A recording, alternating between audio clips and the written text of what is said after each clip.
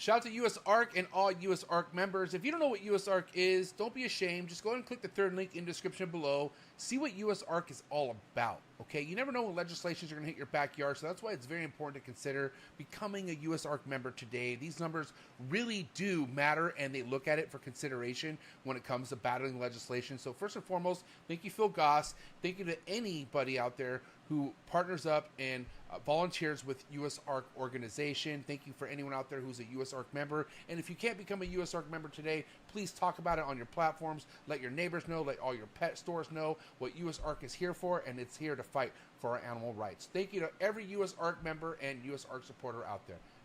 T-minus 30 seconds.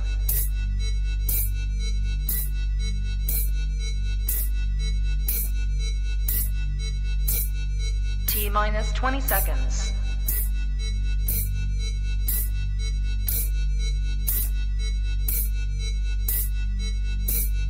10, 9, 8, 7, 6, 5, 4, 3, 2, 1, 0.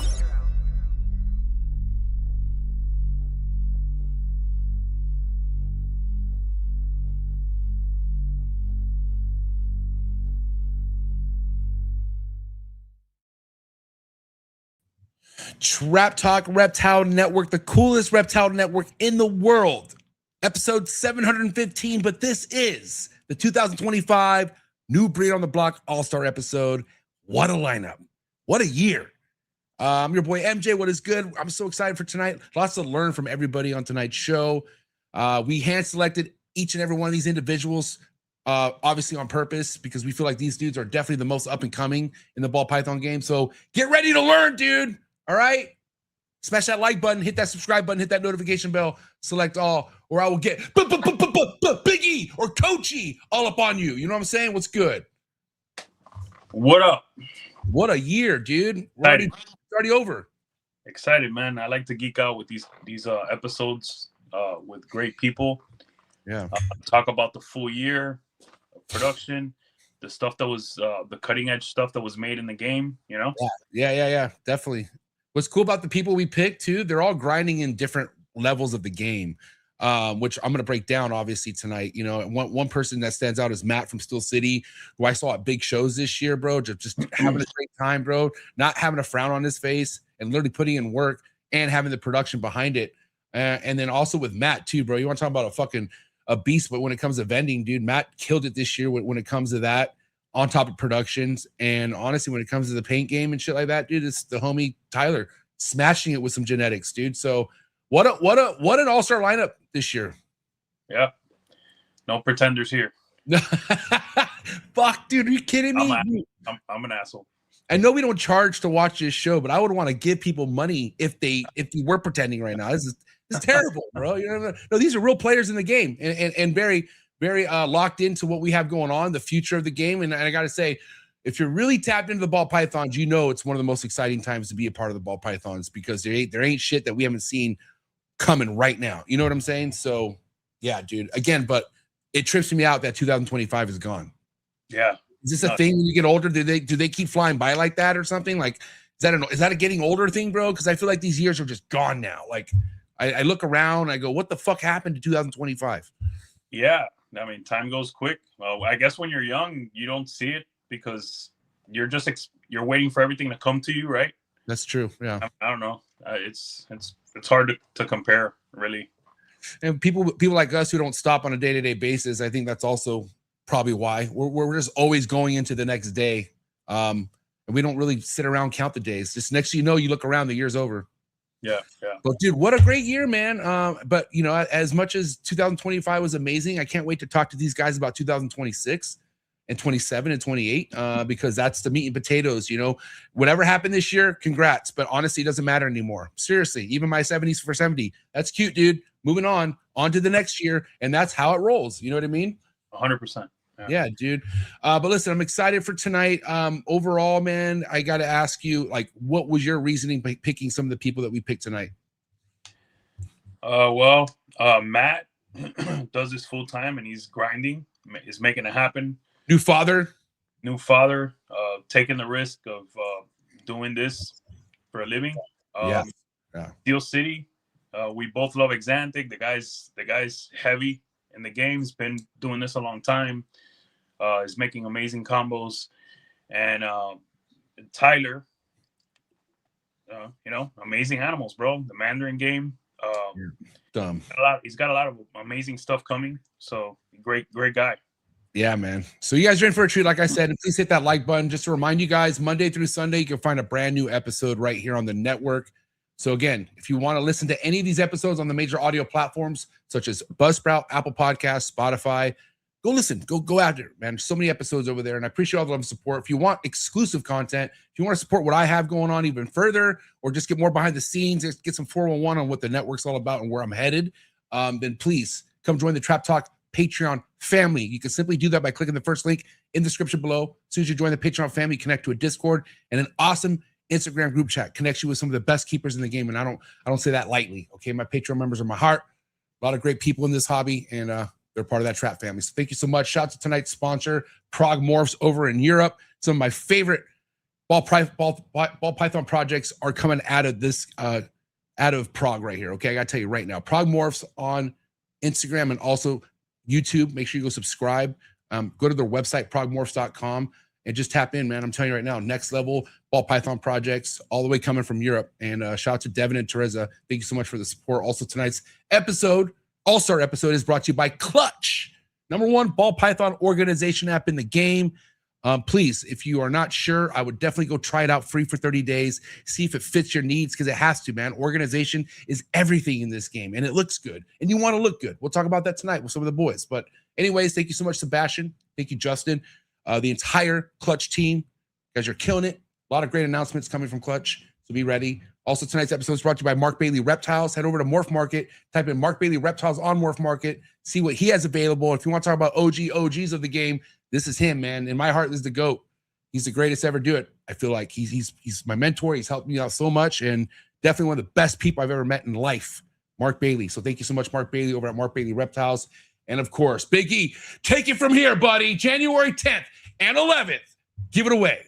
Let's fucking go. Can't wait. I can't wait. The Reptile Super Show is exactly that. Super. It's the way we kick off our year every year now. Yes. There's nothing like it. It's the biggest reptile show I'd say out there, aside from Tinley, when Tinley's packed. When Tinley's packed. Sorry, I didn't mean to stop you, but continue. That was me. Sorry. That was me. Yeah, man. Rami is a killer. Guy's amazing. I love vending the Reptile Super Show. So we'll be there. All right, man. Cannot wait. Again, January 10th and 11th, guys. Go to the reptilesupershow.com and head over to Instagram. Be on top of any updates. You can book your hotels through the website as well. All right. So cannot wait. Big E, I don't want to waste any time, man. Let's bring these all-stars on. You ready or what? Let's do it. Let's do this. All right. This is the 2025 New Breed on the Block All-Stars. K&B Reptiles, Steel City, Painted Reptiles, Painted Scales Reptiles coming at you right now. Let's go. Choo.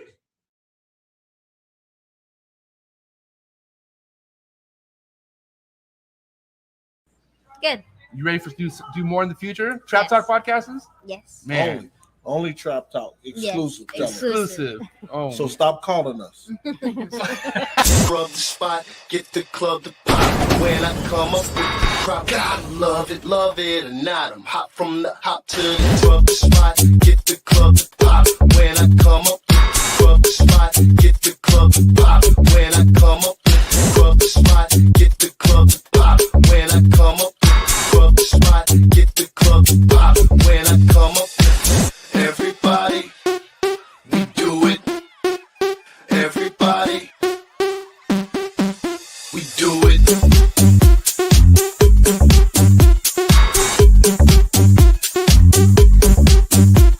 Do it.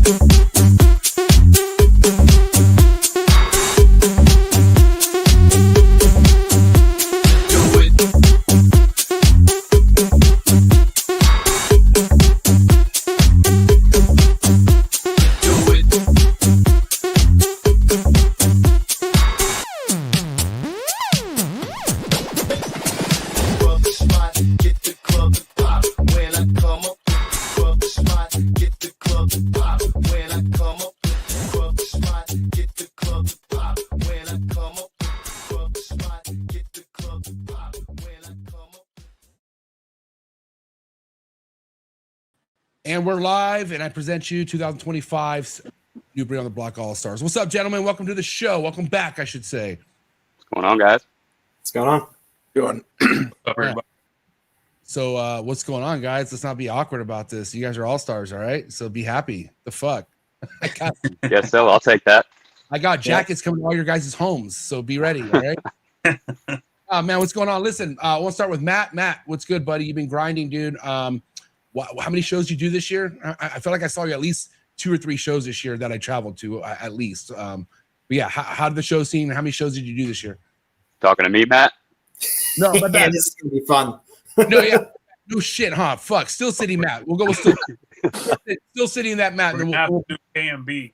yeah, no shit. Yeah, no, we'll call Still City and KMB. So Still City, start with you, buddy. How many shows did you end up vending this year?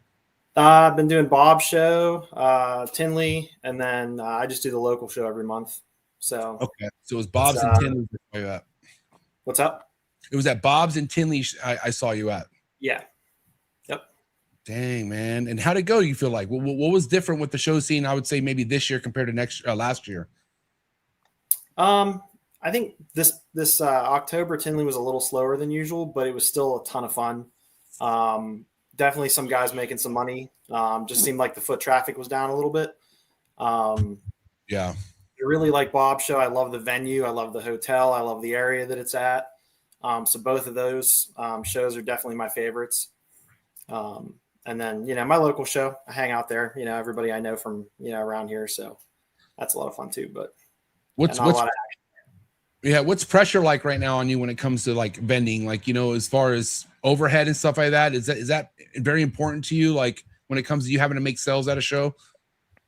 I don't know. I mean, I do a lot of sales outside of the shows too. I have a lot of customers that return for, more animals. So yeah, I have people that message me all the time, hey, I'm, looking to get into this project, or, hey, I'm looking for some more animals in the project or whatever. So I sell a lot that way too. Yeah. And then the local show is good for the byproduct. I can sell a lot there, Badass. K&B, man, what's up with you, man? How the show scene go for you this year? I mean, were you hitting it pretty hard?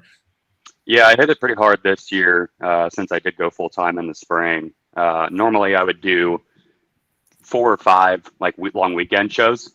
Yeah. And this year, I added in some of the local shows. And like what Matt said, it's the best place to move all that stuff that's under $300-400.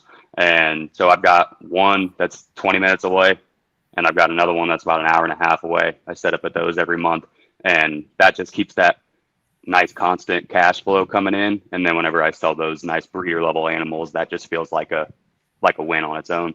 But yeah, shows have been good. So I'm sure you're very selective to what you bring, depending what show you're vending at, right? Like yeah. all that matters, you're saying. Yeah. I'm not bringing the high-end puzzle combos to my local show. It's just I'm taking it out for no reason. People are going to look at it, say, wow, $3,000, and then they're going to walk on by. Right. And go ahead, Matt. I was going to ask you, when it comes to being selective to what you bring to a show that you're vending, how do you work that? I typically bring most of the more budget pet friendly stuff to the local shows, and I'll usually have one level of one display case where I have some really nice stuff that attracts a lot of attention. It'll bring people to the table. Right. So I got to tell at one show, there's probably 3 dozen people that asked me, why is that snake, $30,000, and it's like, you explain it over and over again. I almost want to print out little cards I could give to people, but it's fun. People kind of, get to learn a little bit about the genetics, and it sometimes gets people to try to start working a project because they do want to make that snake. So that'll help sometimes sell some of the ingredients, for that project. So let me throw something in right now with that, because if it comes to sales, a lot of the stuff that you guys see that you do seems to be repetitive, but when you're talking to someone who's asking about a $30,000 snake and has no idea why, dude, what you say to them could get them fucking into the project. You don't know who you're talking to out there, first and foremost. A lot, you don't ever judge on what someone looks like. I've learned that the hard way multiple times, dude. Trust me, some of these motherfuckers got stupid money out there. They just don't show it. But also, carrying that passion of why you have a $30,000 animal on your table, regardless who you're talking to, you should always be excited to break that fucking narrative down on why that snake is $30,000, because you just might open some fucking doors in people's minds and be like, well, I had no idea this shit even got to this level. And it does, as we all know, right? Yeah. And I'm always straightforward with people about like the amount of time it takes to get up to that level as well, because I don't want people to have the wrong impression that they can spend, you know, a couple $1,000s on the ingredients and then, you know, a year or two down the road, they're going to have it. I mean, you know, it does, you know, take a little while sometimes to hit some of these. So I try to make sure that everybody understands that too. Yeah. Tyler, what's going on, buddy? Nothing much. Just hanging out. Excited to be here tonight. Yeah, man. Well, guess what? You earned it, bro, for sure. You know, you had a lot of awesome stuff go down for you as far as production this year. You know, overall, how do you feel like this year went? This was the best year yet so far in the ball python game for us. All right. We produced 39 clutches, which was a little bit higher than we were expecting to at 35. It ended up being about 220 animals total that we produced. So it's been awesome. It's been awesome. Sales have been great. We're really fortunate not to have to go out and vend yet. We do all of our sales online and through repeat customers that we're very fortunate to have, and able to also have some wholesale outlets here locally, which has been great. Something that's really important is when you produce 39 clutches, you're going to have some wholesale babies that you need to have an outlet for. Definitely. I mean, and we talk about that all the time. Like, you know, it's cool if if you have the space, but where do you go when you have a bunch of fucking snakes you don't want? You know what I mean? Especially when especially when you're a busy guy, and you gotta admit, most people aren't doing this full time. Most people are doing this as a side thing, and they get so caught into their actual day to day where they go and realize how many babies they have that they need to sell that they're not selling. And the longer you wait, the more difficult it gets. It's crazy. Normally, you would think an adult would be more like, you know, good on the market. It's not. It's hot babies. It's babies that are fucking powerful. Those are the ones that are moving right now, you know? Exactly. Really, I mean, all of our wholesale outlets, all the pet stores here, they don't want adults. They don't want sub-adult. They want the smallest snake possible, because for the pet owner really wants to grow with the snake and watch the snake grow and develop and age. They don't want a snake that's full-sized. It's kind of like, you know, selling a puppy. No, not very many people are looking to buy a full-size dog. Yeah. Hey, yeah. Shout out to Bob Voob. Southeast Reptile Expo, January 31st, right? Is that right? Yep. Okay. Yep. And you'll be there, Matt? At K&B? Both of us. Yep. We'll both be there. Yeah. This is going to get interesting tonight. All right, cool. Yeah. Shout out to Bob Vu, also one of the sponsors of the network. And I wish I could be there in January, Bob, but I will be there on the next one. I swear to God. But dude, you talk about a show that leads by example, man. When it comes to just fucking some of the best people we have in the hobby putting out work, you go to a Southeast Reptile Expo. I'm telling you right now, dude. That's one thing Bob should be proud about, is the people he's gathering. You know what I mean? Because all top notch, and that's what we need. We need somebody who's not going to put a fucking dead looking snake in a deli cup. You know what I mean? Or something covered in mites, or something that can get someone else's snake sick, which is the common thing at a lot of shows. I hate to say, man. But anyway, shout out to Bob Vu, dude. Speaking of shows, let's get to this topic. And then me and Emilio are going to be going back and forth, by the way, with topics for you guys. And since we're talking about shows, dude, Tinley was crazy. And I don't mean like attendance wise. Okay. I really don't. And here's, let me lay this down to you guys. Okay. You guys know I'm no stranger to Tinley. I do a live Friday from the lobby. It's something I've done for 5 years now. I was normally when I'm setting up, I can't stop from people talking to me. I'm like, you know, dude, I set up with not one fucking person near me. And the next thing you know, it's 10 o'clock and Dave's late. And I'm like, where is everybody? Nobody in the lobby. And I got to tell you, about 11 at night is when it started coming in a little bit. But I've never seen a Tinley like that. And I also have people kind of saying like the vending scene is going to come to an end, or it's not going to be the same, or something like that. And let's go around the horn. I can't speak on that, but you guys can, because you guys are tapped into the vending side. Me and Tyler are going to have our popcorn and listen to you guys while you guys talk about this. So let's start with K&B. K&B, what's your opinion on like Tinley not having record-breaking attendance this year and just the vibe being very flat? You know what I mean? Yeah, so I wasn't at this one. This is actually the first one that I missed in probably 5 years. But we just couldn't make it work with the new baby, didn't want to make the trip. But I think the big thing right now is people are struggling for money for the most part. And you got to think about, just to go to Tinley, you're going to spend $400 on a hotel. You're going to spend $100 on gas. You're going to spend $200 on food. You're probably going to buy something at the show. If you don't have like just money that you can throw at having a long weekend away, it's an expensive weekend, even if you're just going. Dude, it is. 3 nights at the hotel is like $800. I was like, I don't stay at that one. Yeah, I was like, God damn, like, trust me. I'm like, everything else is pretty much taken care of and I don't mind, but like, dude, it's expensive just to go and hang out. It's like not even vending and having to, you know, commit to the whole travel thing as far as with all your animals. Just to attend that show is expensive. Yeah. Steel City. I'm wondering if the attendance at Tinley had anything to do with the fact that the Ed and Emily effect wasn't in full force with, you know, how they usually do their setup in the front. I think they just wanted to enjoy. They went to the show, but I think they just wanted to enjoy walking around and, you know, actually experiencing the show instead of standing, you know, out front the whole time. But I wonder if, since they didn't have that, you know, there's a lot of people that come specifically to see them and they go with the theme that they set, and that wasn't there this time. And that may or may not have something to do with it. I don't know, but I kind of felt like maybe it did.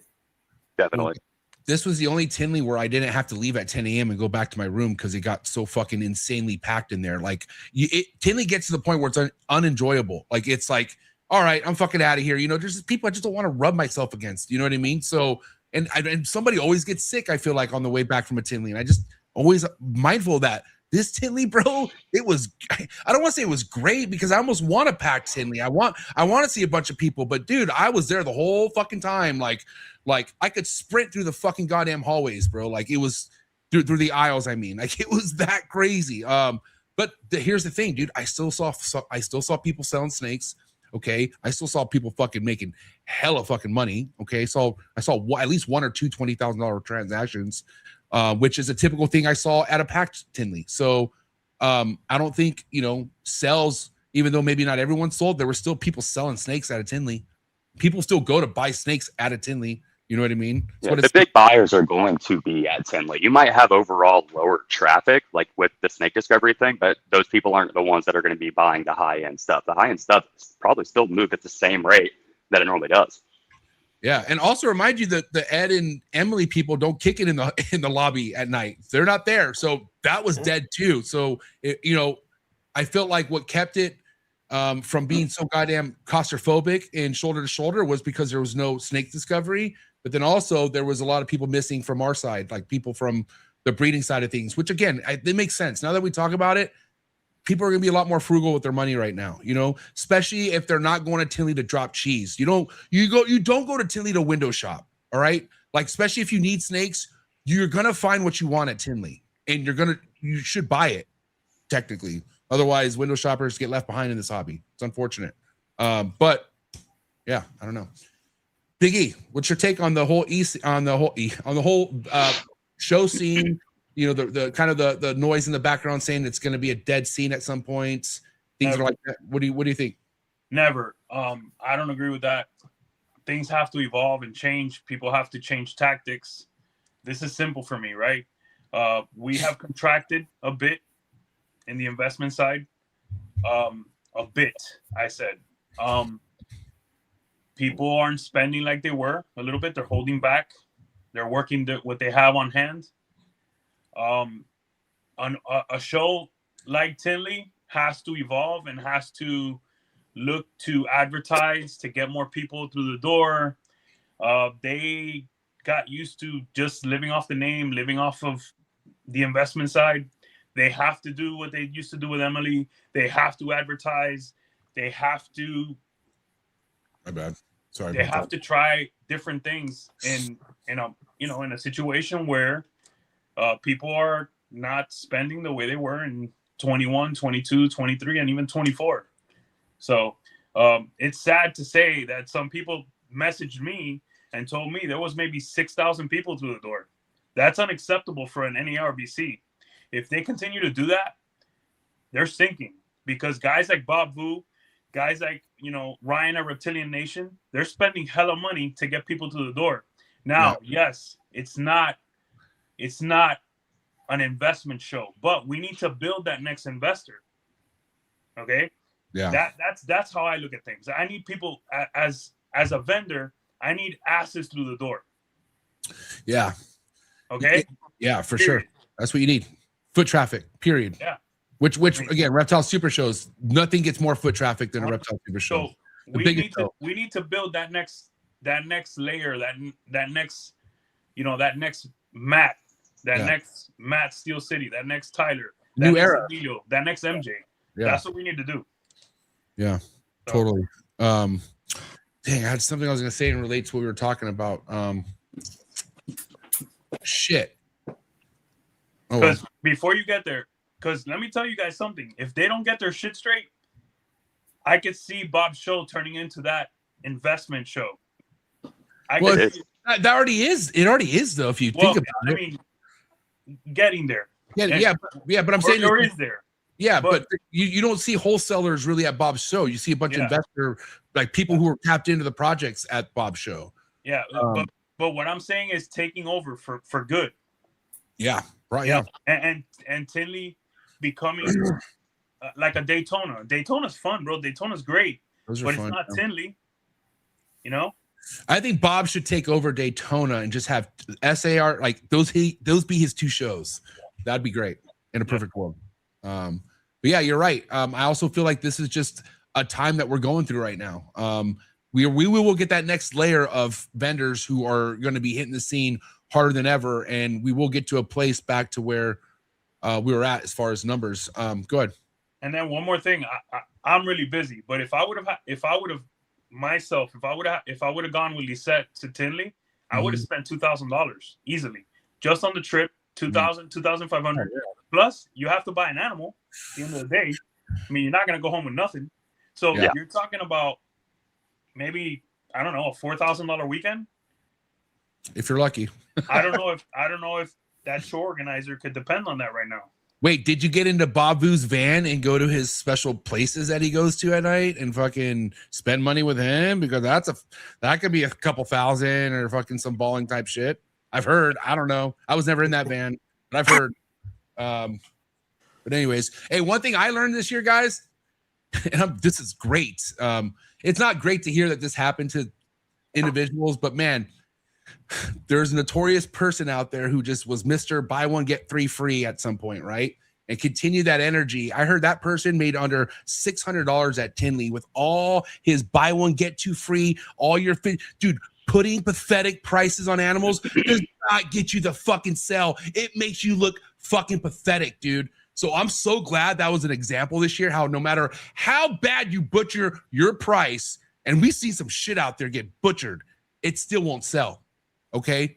So, and that does you no justice with your projects by doing that, just so you guys know. Anyone out there listening who's stressing about their morph market snake not selling, going down, which people pay attention to, okay? They don't respect it. I mean, what do you guys think about someone who's not knowing or maybe not comfortable pricing their animals? And I mean, am I tripping? Do you guys witness that as well? Do you guys see prices kind of just dropping out of thin air and you're like, what was that about? Like almost like in a case where you're auctioning something off, you shouldn't be auctioning off, right? A lot of that is people that just like did too much. Like we were talking about earlier with people doing, like Tyler's got the wholesale outlet for his 39 clutches. If you haven't made those relationships, you don't have somewhere to send those 15% of babies that aren't as valuable that you would put on your table or put on your morph market. You're sitting on them. You have to go sell those. That's going to be tough. And if you're sitting on a lot of babies and you're feeding 200 babies a week and you're getting a little bit over your head, you're going to slash prices because you need them gone. Yeah, you're going to panic because that's kind of what it comes down to. You start to see like it's a loss at a certain point, and the loss doesn't go away. It gets worse if you're not selling any snakes. I think the biggest thing is a lot of these people think the only outlet or the only way that they're going to sell snakes is if they lower their price. I think what a lot of people are missing is a lot of people don't do any marketing of their own snakes. Yeah, dude. Whether it be on Meta or Instagram or, other places, just online. They don't sponsor anything on Morph Market in terms of categories. They don't put their snakes out on their Instagram stories. They don't push what they have produced. They just change their price on their Morph Market ad that hasn't been updated in 6 months. Exactly. And I think when you're only using price as the only thing that's going to change whether or not you're going to find somebody to sell your snake, I think you're going to have a really hard time in a sea of 35,000 available ball pythons. 100%. And I was going to say on top to kind of talk to what you just said, Tyler, you know, you can't just, you know, Morph Market does great, but you just don't rely on Morph Market. You can't. It helps. Like, you will sell things you don't expect to sell sometimes on Morph Market, and it comes through in the clutch. Like, that's the beauty thing about Morph Market. You wake up to an email in the morning, this fucking person wants to send you money, and you're like, whoa, sweet. But that's the easy way. That's the easiest way to make a sell. And anything easy isn't always going to be a good results. Like, you don't always want the easy sell. You have to attack social media, dude. You have to attack these shows.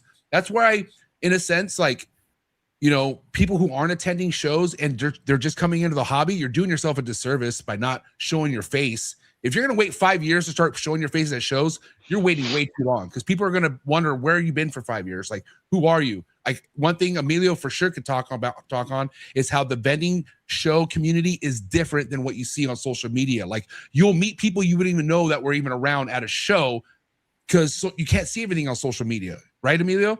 Yeah, 100%. So, Matt, I'm curious to what you think about the current market, just like you know, the other two guests mentioned or talked about. Before I go, Matt, which one? Steel? We're talking steel or KD? My bad. Yeah, I mean, you need to have the right eyes on your animals. So, you know, I think that's a lot of you know, your success is going to be actually having the right eyes on your animals. But also, you know, people auction animals that shouldn't be auctioned sometimes and wonder why they don't do so well. And if it's more on the niche side, or you know, there's not going to be a lot of people that are looking at something like that, you shouldn't rush to auction it, because that's just going to hurt the price. You're better off, you know, if you have customers that have bought similar snakes, you know, and you know they might want it, you can give your existing customers a really good deal privately, rather than, you know, try to take a risk on an auction for something that isn't, like, you know, really a mainstream project that a lot of people are working. And then as far as prices crashing just in general, it definitely seems like certain projects are experiencing faster declines than others. So that's, you know, partly dependent on, you know, do you choose good projects to get into, or do you try to jump on, you know, the bandwagon at the wrong time? Yeah. You know, so that's another thing. You got to always try to innovate and try and think of what's going to look good that hasn't been done yet, because that way, even if somebody beats you to it, you still are like right behind them. And you're going to have animals that whenever people realize the potential of a project, you're going to be able to start selling them the ingredients they need. Yeah, I was gonna say one thing on pricing is pricing may have come down pretty significantly over the last couple of years. But if I'm still able to sell an animal to somebody for $500 or more, you know, $1,000, that is a ton of money for an animal that I produced at my house here. 100%. You know, it didn't cost me $500 to produce that egg that hatched that animal. And if somebody's willing to give me $500 of their hard-earned money that they spent, you know, hours and hours of work at to be able to pay me for an animal, that's not something I'm ever going to be upset with. Did DG clowns come down from 10,000 to 5,000 to 2,000 to 1,000 to now $500? Sure. But that's still $500 on an animal that you're producing in-house. Yeah.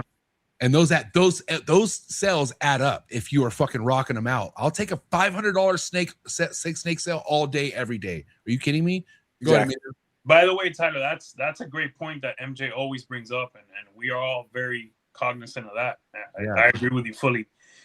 But let me say this to everyone out there watching: you have to be aware of the saturation of certain projects.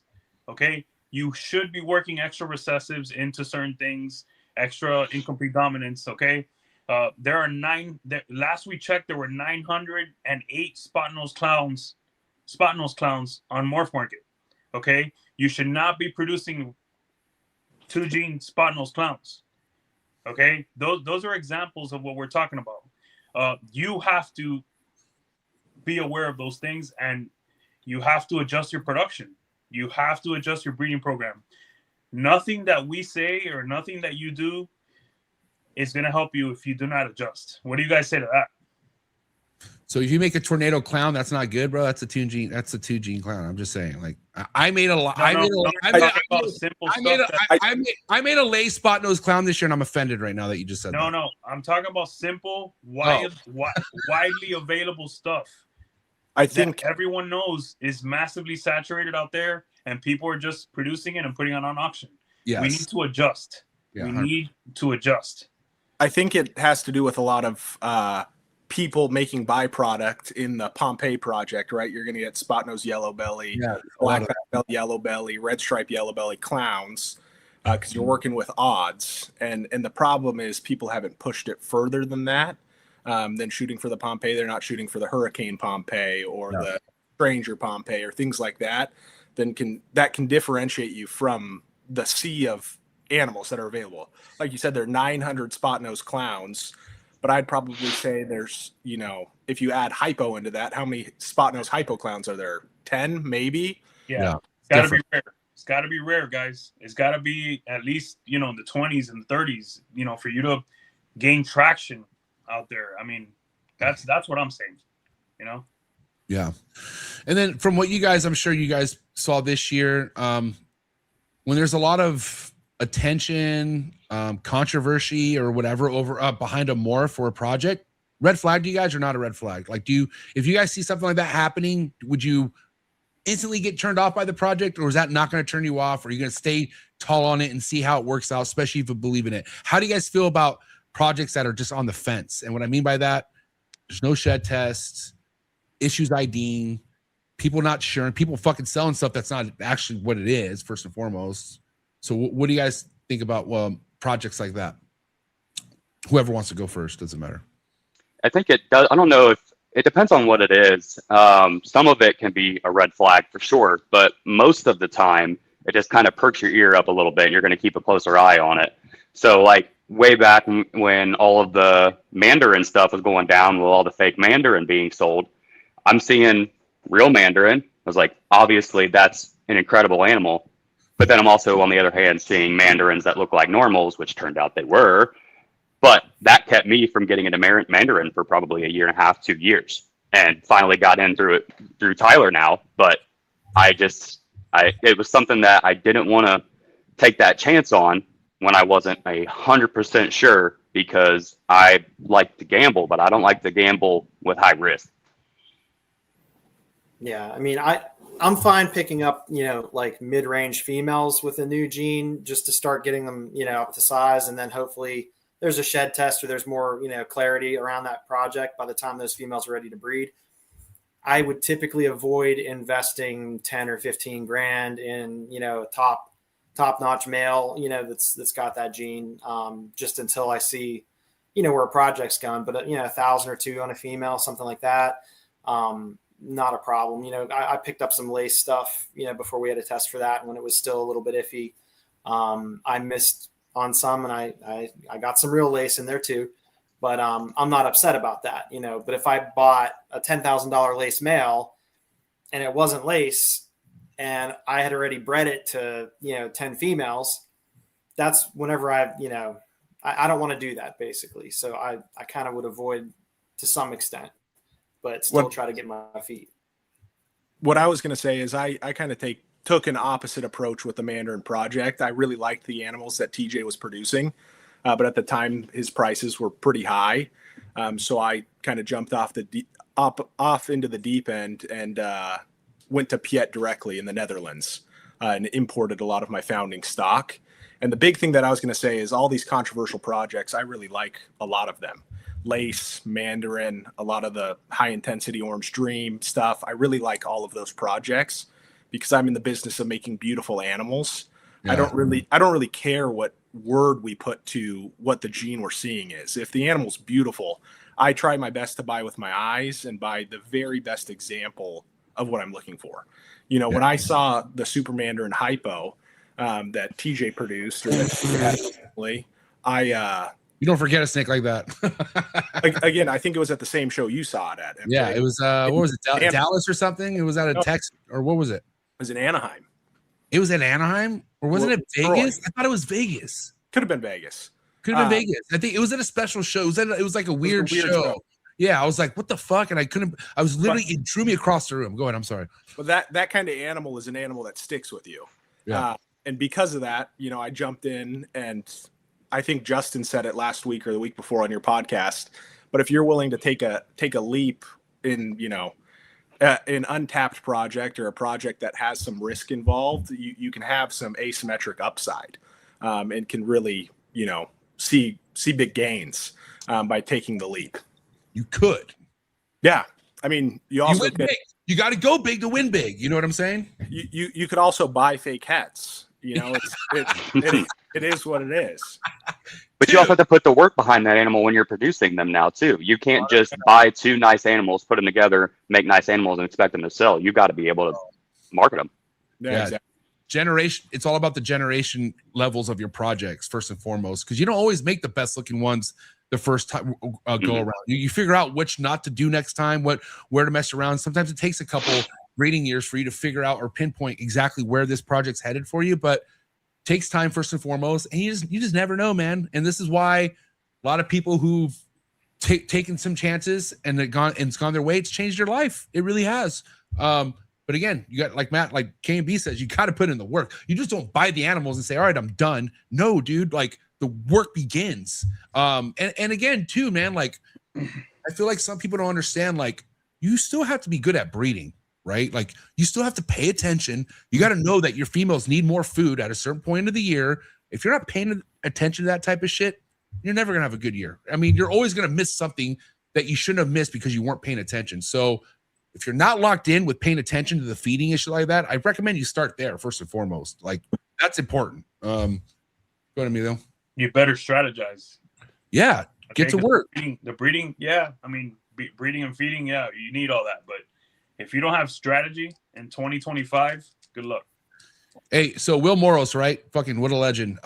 When I had him, well, back when I used to, I mean, I still follow the guy, don't get me wrong, but back when I first started following Will and I was just geeked out over all these fucking goddamn crazy hitters in the ball python game, I remember there was a story or something where Will had a lawn chair just in front of his racks and a shit ton of Bud Lights.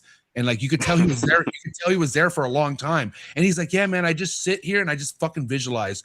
And dude, I remember, and I was like 2017 or something. And I was like, man, I'm doing that someday. Like, cause I was at a point where I still had one rack, I had 8 snakes. And I'm just thinking like, man, well, I want to be like these guys someday. And I was like, if I had a freedom breeder rack like that full of snakes, I would pull a lawn chair out too. I told myself I would be one of those guys where I would just sit there and think what I'm going to do with everything. And sure enough, here I am, and I'm one of those fucking guys. I like to sit on the floor, but I smoke a lot of weed, and I just think about all the fucking things I want to breed, man. And it's fun. It's the fucking that's where the kid in you comes out, because you're thinking about breeding fucking snakes, dude. We're talking about reptiles here, like shit that we've dreamed about as children, and here we are living the dream, basically. You know what I mean? It's the funnest. That's why I don't know why some people aren't having fun. This is the most fun I've ever had in my entire life. It really is.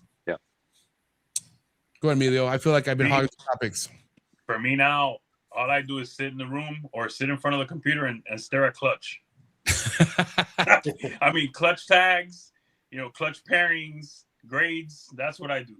And you're absolutely right. And what Will told you, that's what we do. As ball python breeders, we dream about endless pairing opportunities and which way to go. That's what we need to do. Yeah. Here we are. Yeah. So Emilio, why don't you hit him with one of your topics that you have for tonight, and then I'll go after you.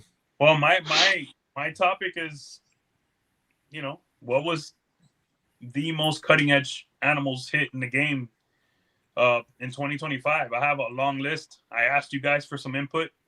What a crazy year of production. Off the top of the dome, I have my list here, but what one animal sticks out the most for each of you?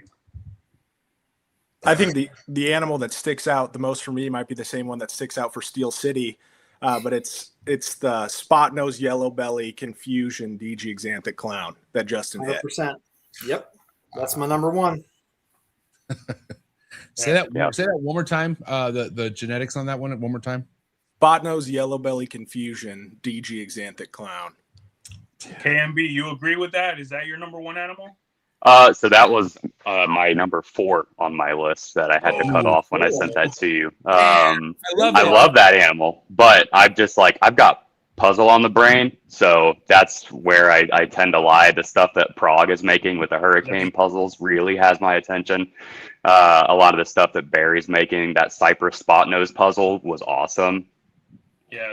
Let me say, later on, we're gonna do a countdown and we're gonna knock some stuff off the list. I have to tell you guys, with everything I went through and what I went through with you guys, the top 2 projects out there undeniably are DG Exanthic Clown and the Hypo puzzle stuff.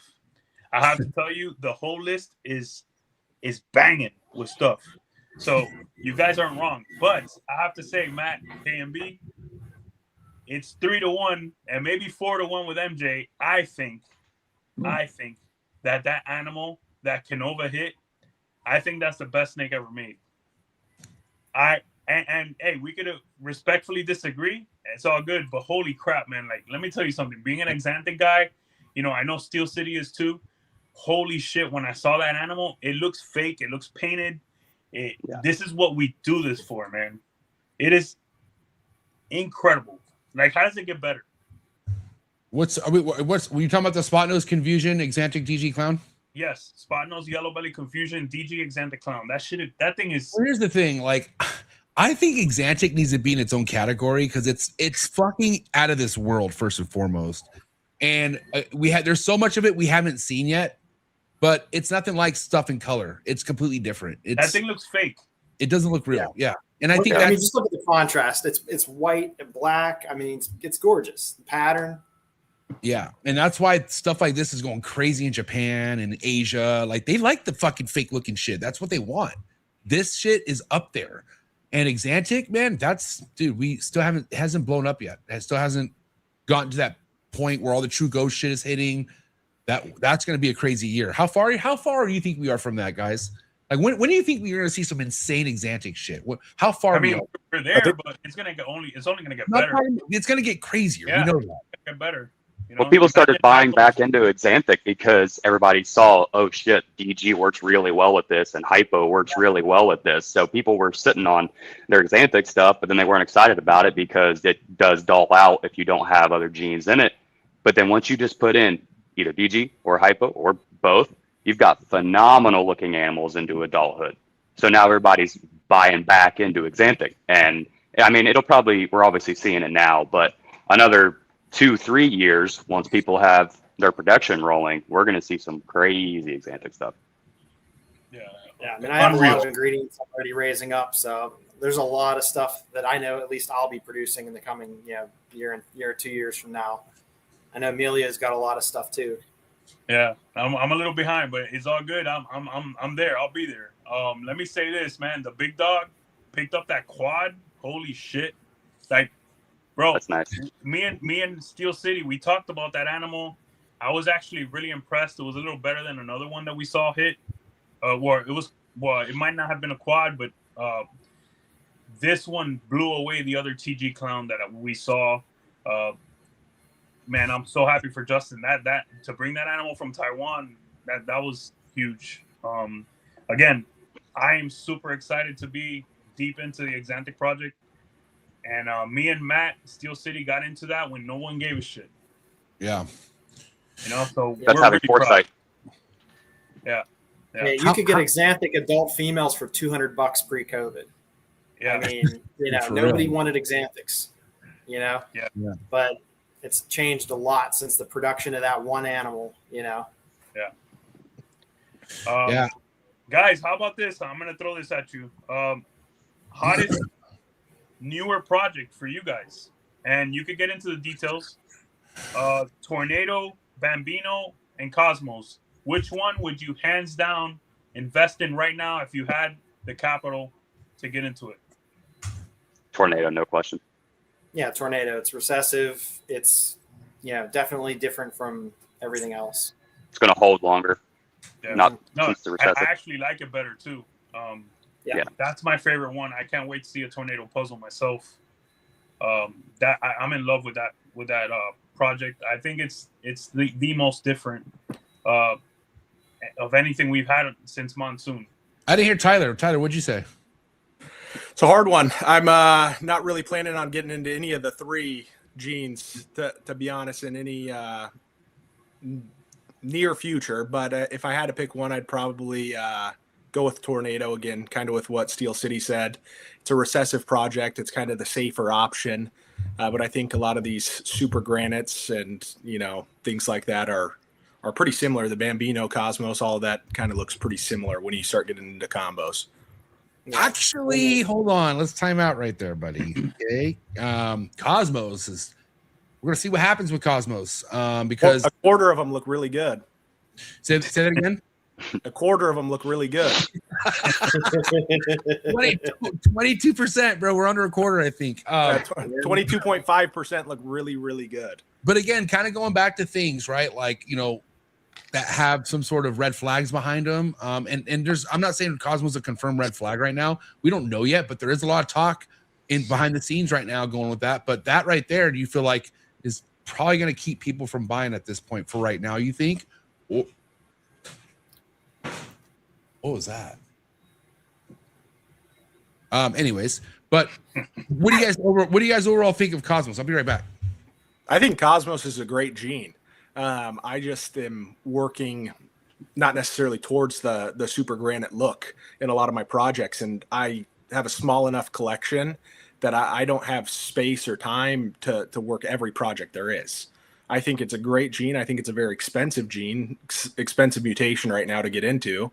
But I think that anybody who gets in is going to be able to produce amazing looking animals, at least in the clown project, from what I've seen.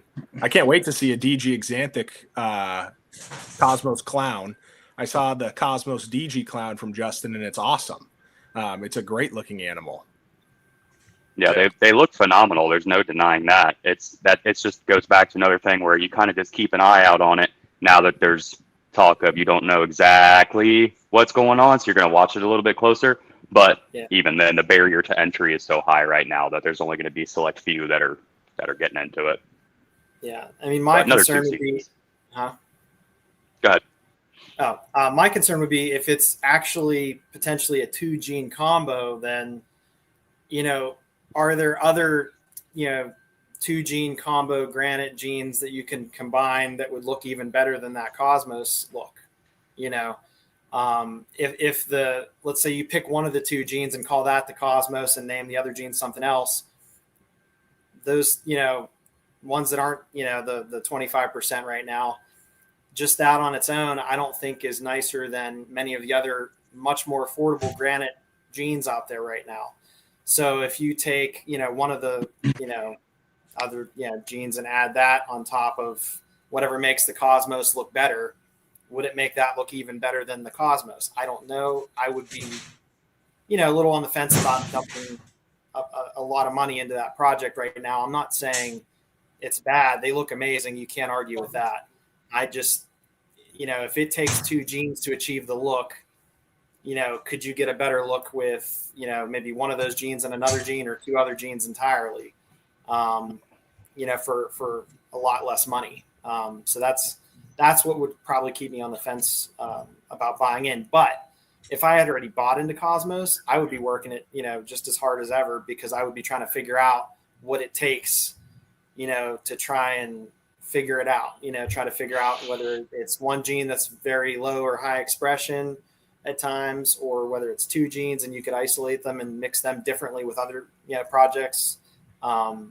So I think there's still a lot of work to be done to figure out what's actually going on. And, it's just an unknown at the moment. Yeah, much like we said with Justin, I need more information. I need more banger animals to be produced. I need to see more.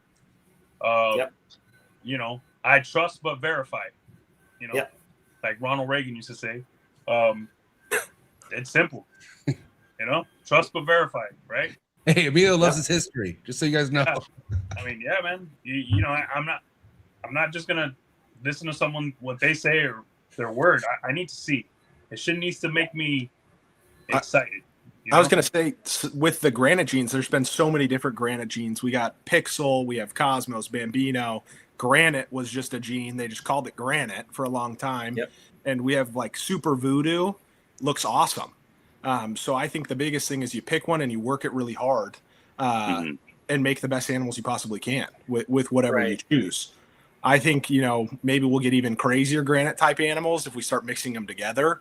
But the big thing is, I think a Super Voodoo clown combo is pretty awesome looking in itself. And it's a tenth of the money that Ralph is asking for a Cosmos clown. Right.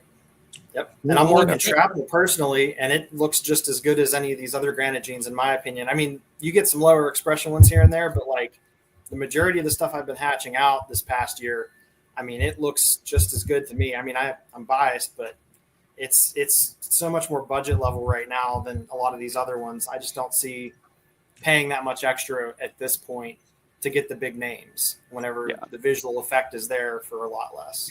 And then we also have that other gene they're calling Malice. I like that one a lot too. That's nice. Yep, I saw that at Tinley. That looks good too. Where'd the Malice come from? I feel like that name kind of just came out of thin air also. Morph Minded has been working it for a long time. Ash. And Ash has posted, interesting enough, it's a very similar gene to Cosmos. And he posted that there's quote unquote 3 strains, is what he's calling it. So there's like one expression, a second expression, and a third expression that he has. Sounds like what we're saying with Cosmos. It's different expressions. Yeah.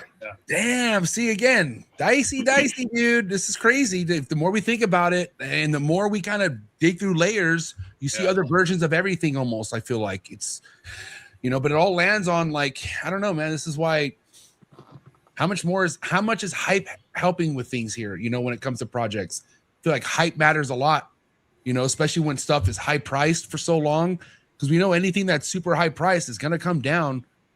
But the way it comes down matters. I feel like gradually, like the way DG clown shit came down, even though we had that one person just fucking flooding the market with 50% off shit at that one point, it still came down respectfully the way it should have, it didn't just fucking tank. And I feel like the ones that just tank, which I hope it's not Cosmos, but right now it's looking like it, dude, until we get more answers, that whole fucking crazy, $20,000 snake is not going to be 20K for sure. It's already down. I heard it already came down to like closer to 10. I'm not mistaken. I don't know. I haven't looked at the list. I was going to say at each price level that it comes down from 20K to 10K to 7K to 5K to 2,500, you'll have more and more and more buyers because there's just simply more and more people willing to pay that, willing to gamble with that much money. But what I was going to say is at least, it's not 65,000 like the banana was. People buying into banana at 65,000 the next year when it was 20,000. Are probably having a little bit of a scare when they bought a female that they're still raising. And Tyler, something we don't do enough. I like to adjust numbers for inflation. When was the banana that much? It was 2010, 2011? Maybe even before that. Okay, so someone it would have been like 100. It would be like $100,000. Yeah. So I would want someone in the chat to give me a number adjusted for inflation because I find that fascinating. I'll have to look back. I started breeding bananas when they were 25,000, but they went down to 5 within like not even a year of that, and then they were down to 1,000 really quick too by the following year. I mean, it's because so many males were produced though. I think that had a little bit of a different scenario because of how many males were produced because they had male makers making more males, It was definitely not a normal decline like you would see in most genes. For sure, the sex linking in banana definitely made it even crazier.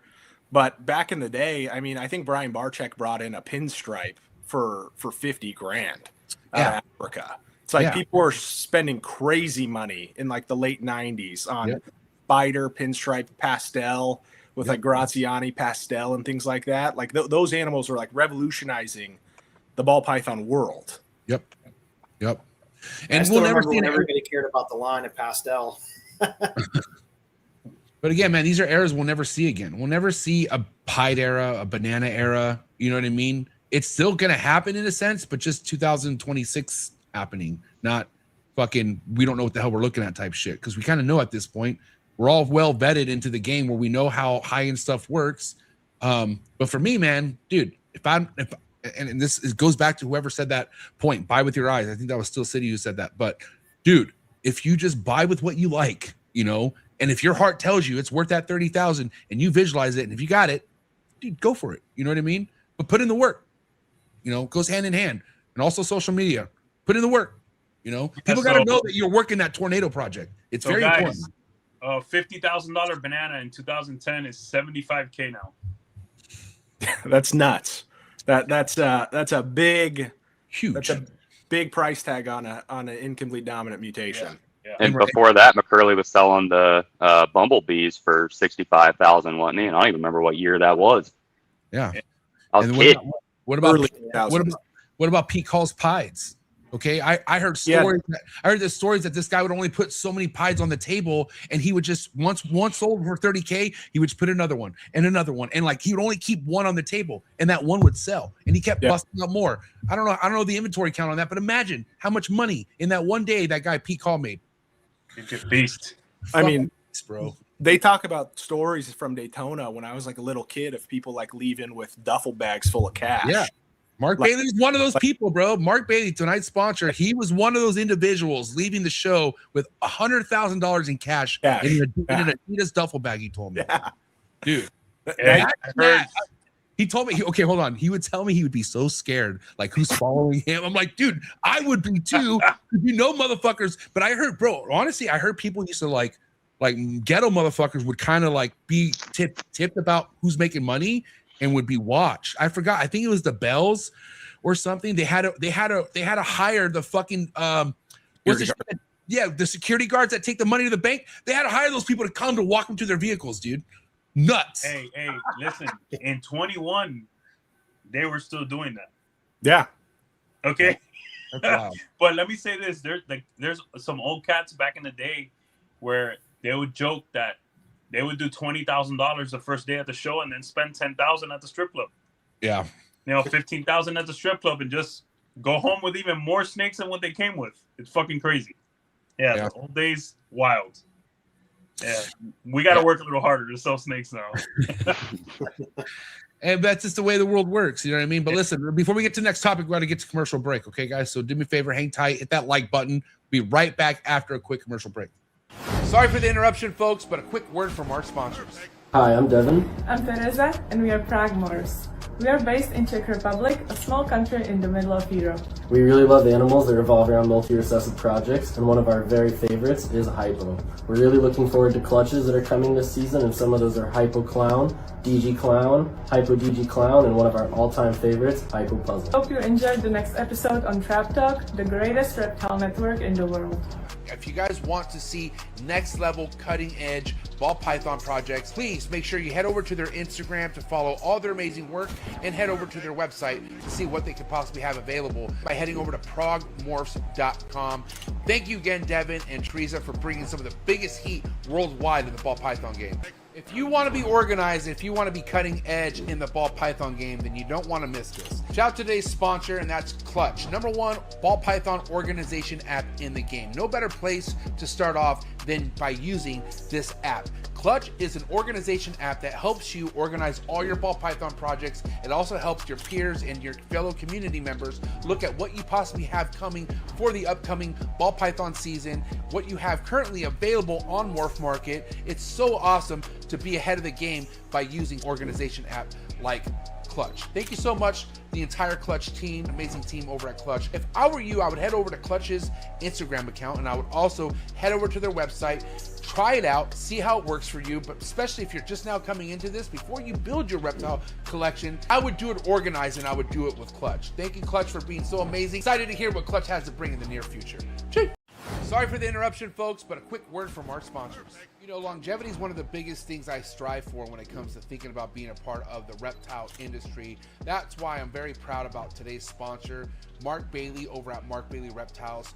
40 plus years, full-time reptile keeper, enthusiast, This guy, you can catch all his amazing ball python projects on Morph Market. So make sure you head over to Morph Market, and that's Mark Bailey Reptiles on Morph Market. See what he has available currently. And I gotta tell you one thing, he's one of the biggest and most respected ball python breeders we have today in the ball python game. So shout out to Mark Bailey over at Mark Bailey Reptiles. Thank you for all the support. And again, make sure you head over to his account on Morph Market, see what he has available. Thank you so much, Mark Bailey over at Mark Bailey Reptiles. Cheers.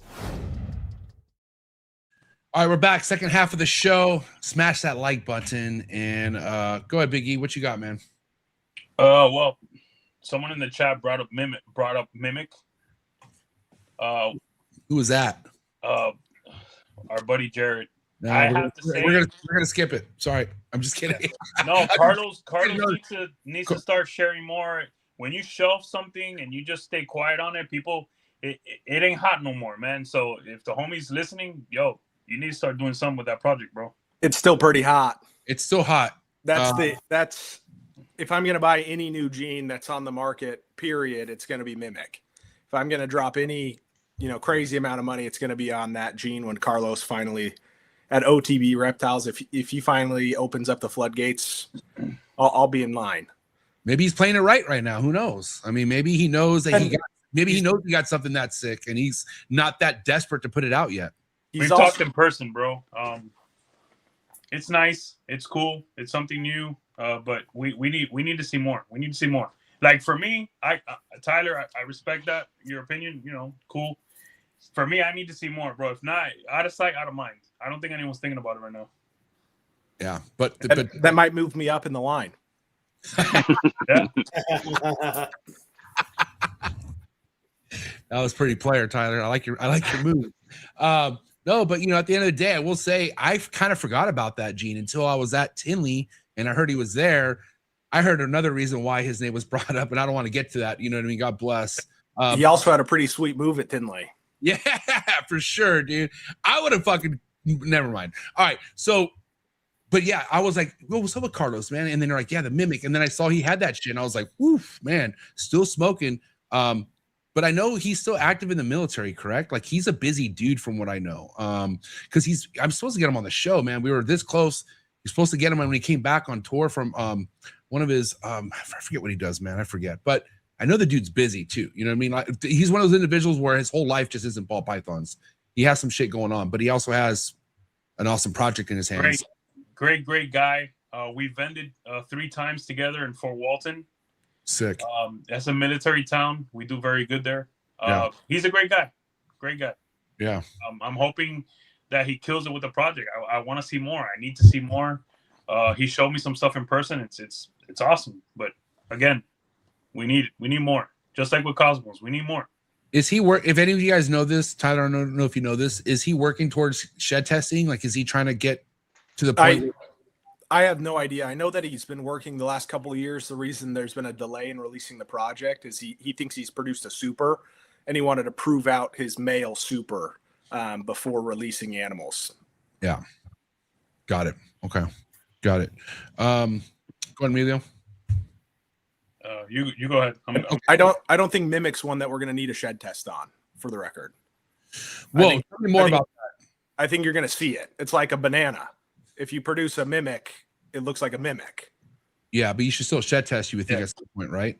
Like, regardless what you see, you still should shed test, I feel like, no matter what. Do you shed test a visual clown for clown? But Mimic's not a recessive. No, it's like an incomplete dominant, like banana. I think it would be. I mean, you can if a customer wants me to shed test anything, whether it's visual, heterozygous, whether I know for a sure based on the fact that it came from a super, I'll shed test anything. But I don't think to be able to pick out a Mimic, you're going to need a shed test. Damn. Okay. Yeah, I mean, only in situations where you breed it into something else that looks really similar. Like if you made like a banana Mimic, maybe you might want to shed test that. Yeah, you're not going to make rainbow Mimics.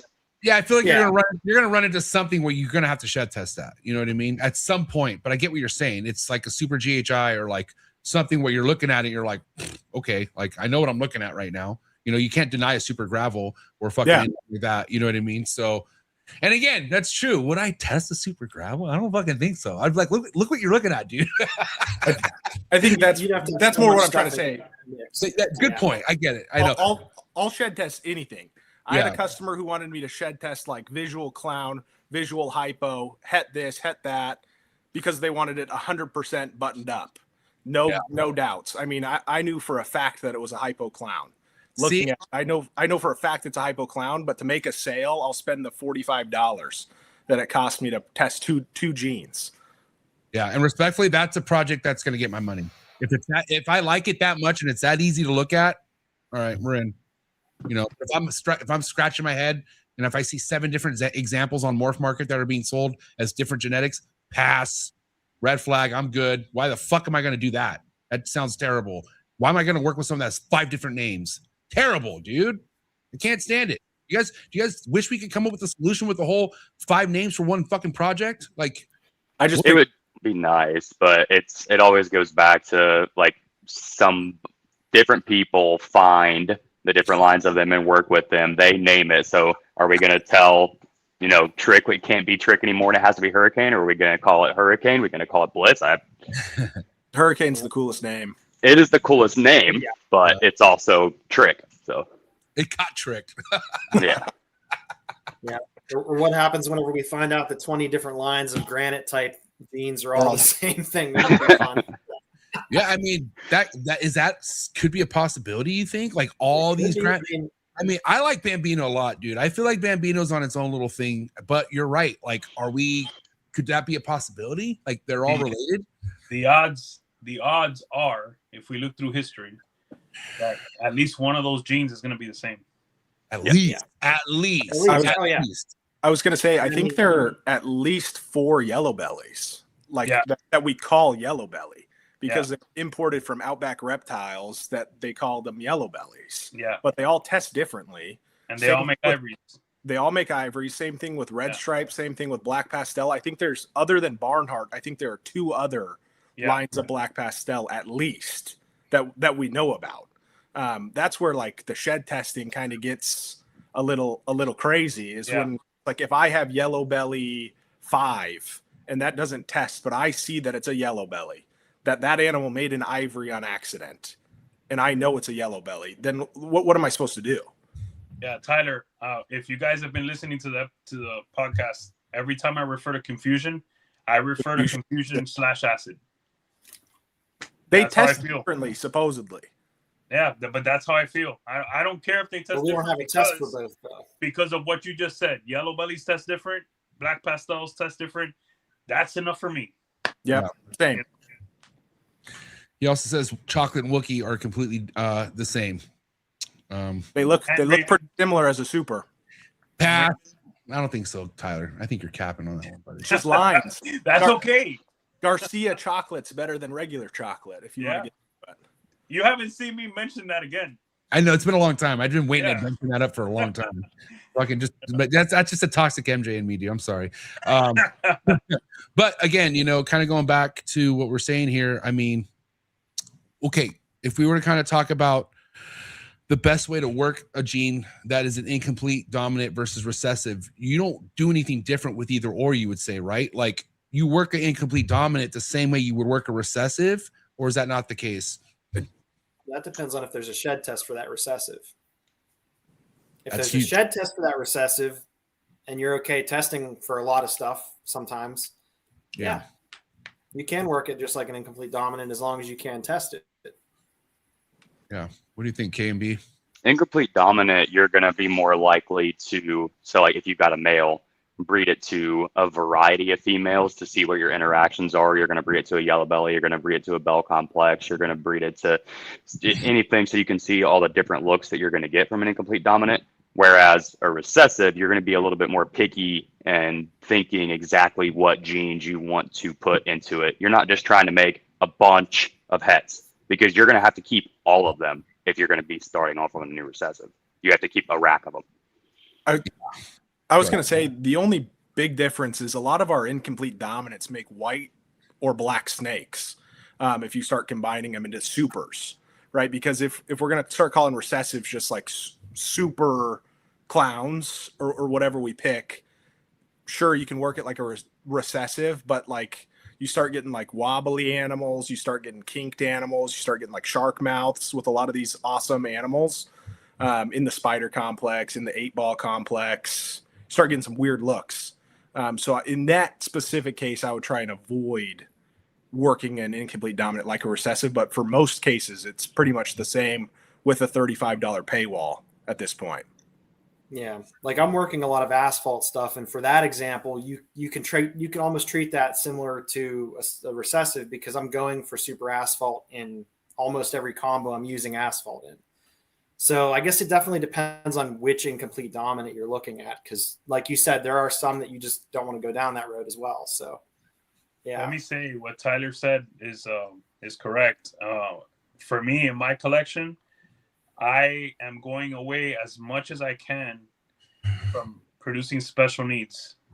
You know, hey, they are, bro. You can see it. Anyone that's produced a lot of ball pythons, you can tell when something's special, bro. Yeah, that's super spot nose spins. Yeah, I mean, it's just different. Well, you don't remember, you don't call a fucking baby chondro that hasn't eaten the right way yet special, okay, Emilio?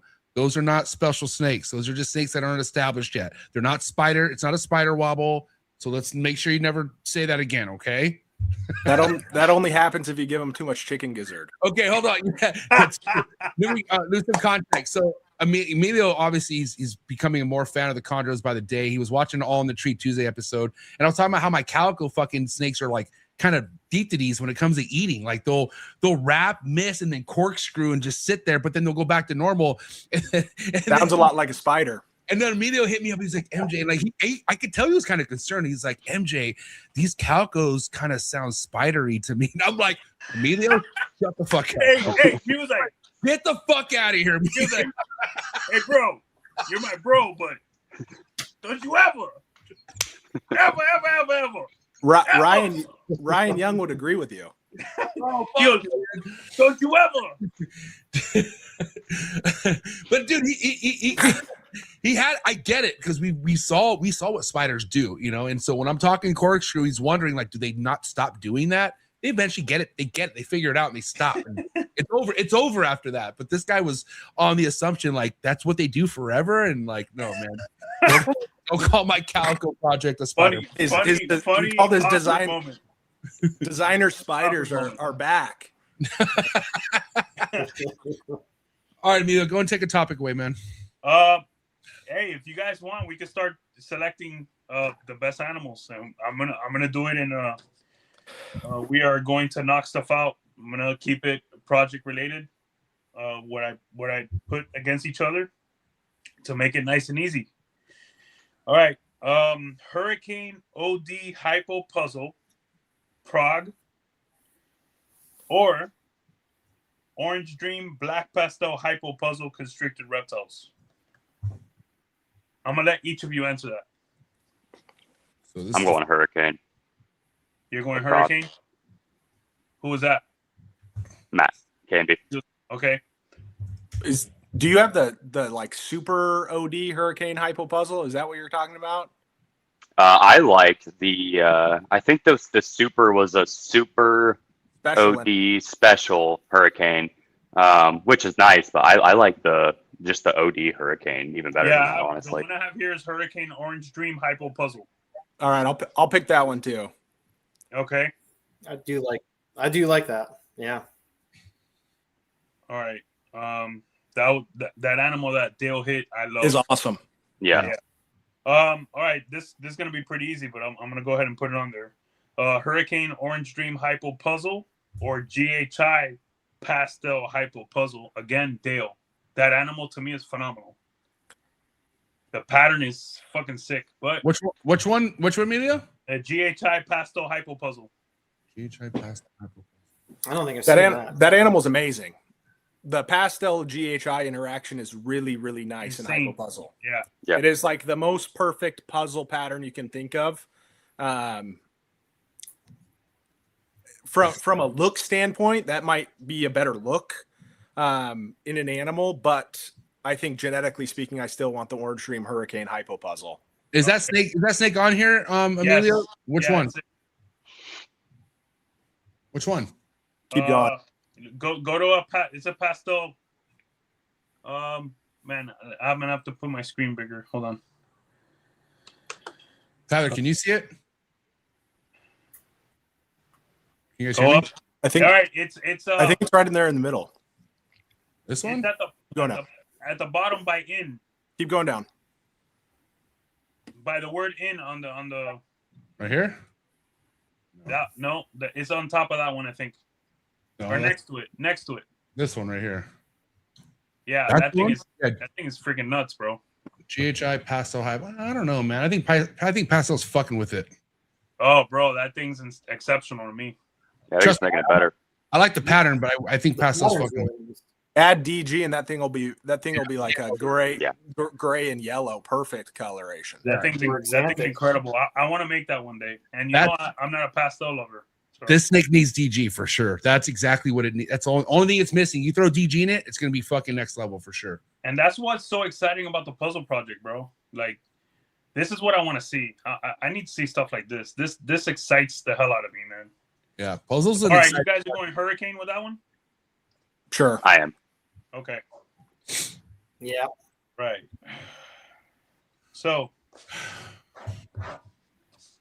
let's go Super Mandarin Stranger Hypo Clown TJ Jesus Christ, it must be crazy. to the DG Pompeii. Oh, I'm gonna go with TJ's. Even though DG Pompey's nuts, you just can't. That Super Mandarin shit is nuts. Hold on. Yeah, I'm going Super Mandarin. it's the first picture on TJ's profile. I'm bringing it up. Yeah.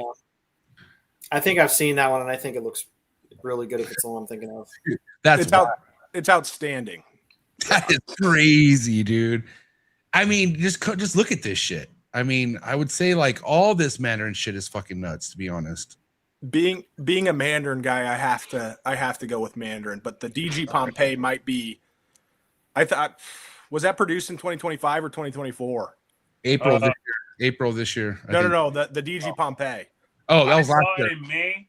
I mean, it could have been a January. Yeah, it was January, baby. I think. Yeah, I think they hit it with the other genes on top of it, but this Fire. year was when they hit just the straight DG Pompeii. That animal is unbelievable, and an animal that's been being chased for years, especially the DG Hypo version that Justin's been chasing for years. Yeah, to me, that's a top 5 animal ever hit, and I'm not a Pompeii guy at all. That animal's beautiful. That animal blew me away. Yeah, so I'm going with that one. But so far, it looks like Super Mandarin Stranger Hypo Clowns in the lead. Are we agreeing on that? My vote goes to the Pompeii, but I don't know where that puts it if that breaks a tie or not. Okay, we're 2-2. MJ's got a pick. MJ's got the record. I knew I was playing. I thought I was just here to watch, dude. Fuck it. MJ, Tiebreaker. You got to break the tie, bro. I'm gonna go Super Mandarin, dude. I have to. Okay. It's just too crispy. It's too clean. It's just I mean, I know Exantic ages, or I'm sorry, I know Pompeii DG stuff can age well, but it's not going to age compared to the Super Mandarin stuff. It's really not. They're both going to age really well, just in different domains. Yeah, but who's be like a lighter, cleaner look. But one's going to look better as an adult. I can tell you that right now. One will look better as an adult, and I would bet it's Super Mandarin hypo shit that looks better as an adult. We'll see though, day by day. All right, let's go Super Mandarin Stranger Hypo Clown to True Ghost Desert Ghost Clown. That's a hard one to compare. That's what we got. Pairing a quad to that's what we got. Those are the best animals hit this year, I think, man. Because I like both the Hypo DG Clown and DG Exanthic Clown animals better than the quad as a whole, I think I'm still going to go with the Super Mandarin animal. Oh, okay. Just based on what my eye likes, I'm going Super Mandarin still. Okay. I like Exanthic too much. All right, so we're gonna go with the last one, and you know where I'm going. Okay. Did you pick Emilio? I feel like, are we just asking them, or are we going across the board here? Well, I mean, it seems to me like the Super Mandarin Stranger Hypo Clown won that battle right there. Okay, cool. Well, okay, yeah, it does. All right, keep it moving. Moving forward. All right, so spot nose, yellow belly, confusion, exanthic, DG clown to super mandarin, stranger, hypo clown. The DG exanthic clown is the best animal I've ever seen. Okay. Yep. Nothing So can possibly beat that. It clears. DJ exanthic clown. Wow. All right. I mean, that animal made it so I had to reach out to Mark Bailey and pick up a couple breeder females. Yeah. Bots. That was bots. To the OG. Yeah. Yeah. Hey, look, I'm not surprised where we ended up. Okay. Me neither. I'm surprised JP's second super chocolate DG hypo clown didn't get put on the list. Well, that was a last year thing. No, he made another one. Right. No, do it twice. we gave him mad props for the other one, bro. So yeah, moving forward.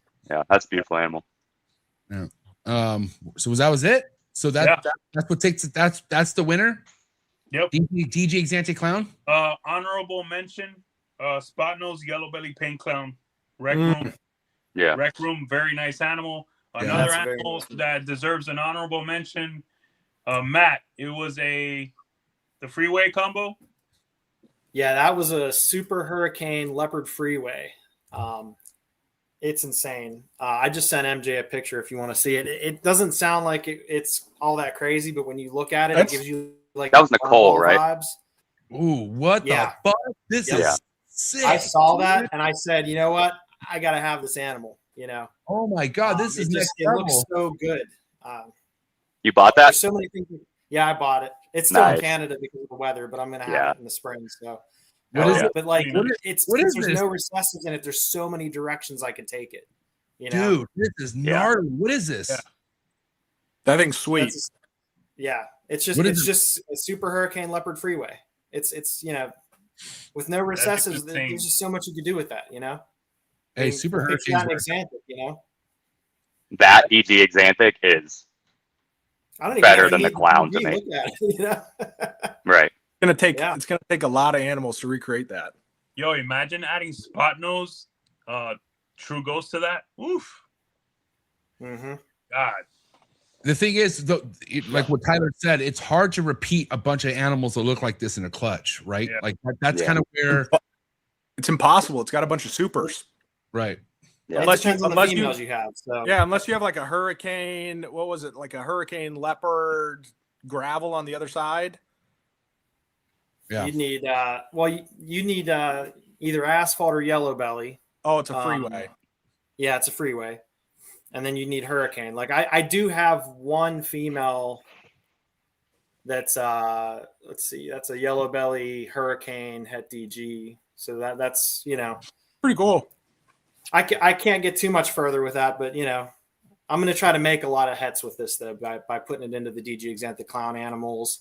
Hypo Exanthic Clown, stuff like that.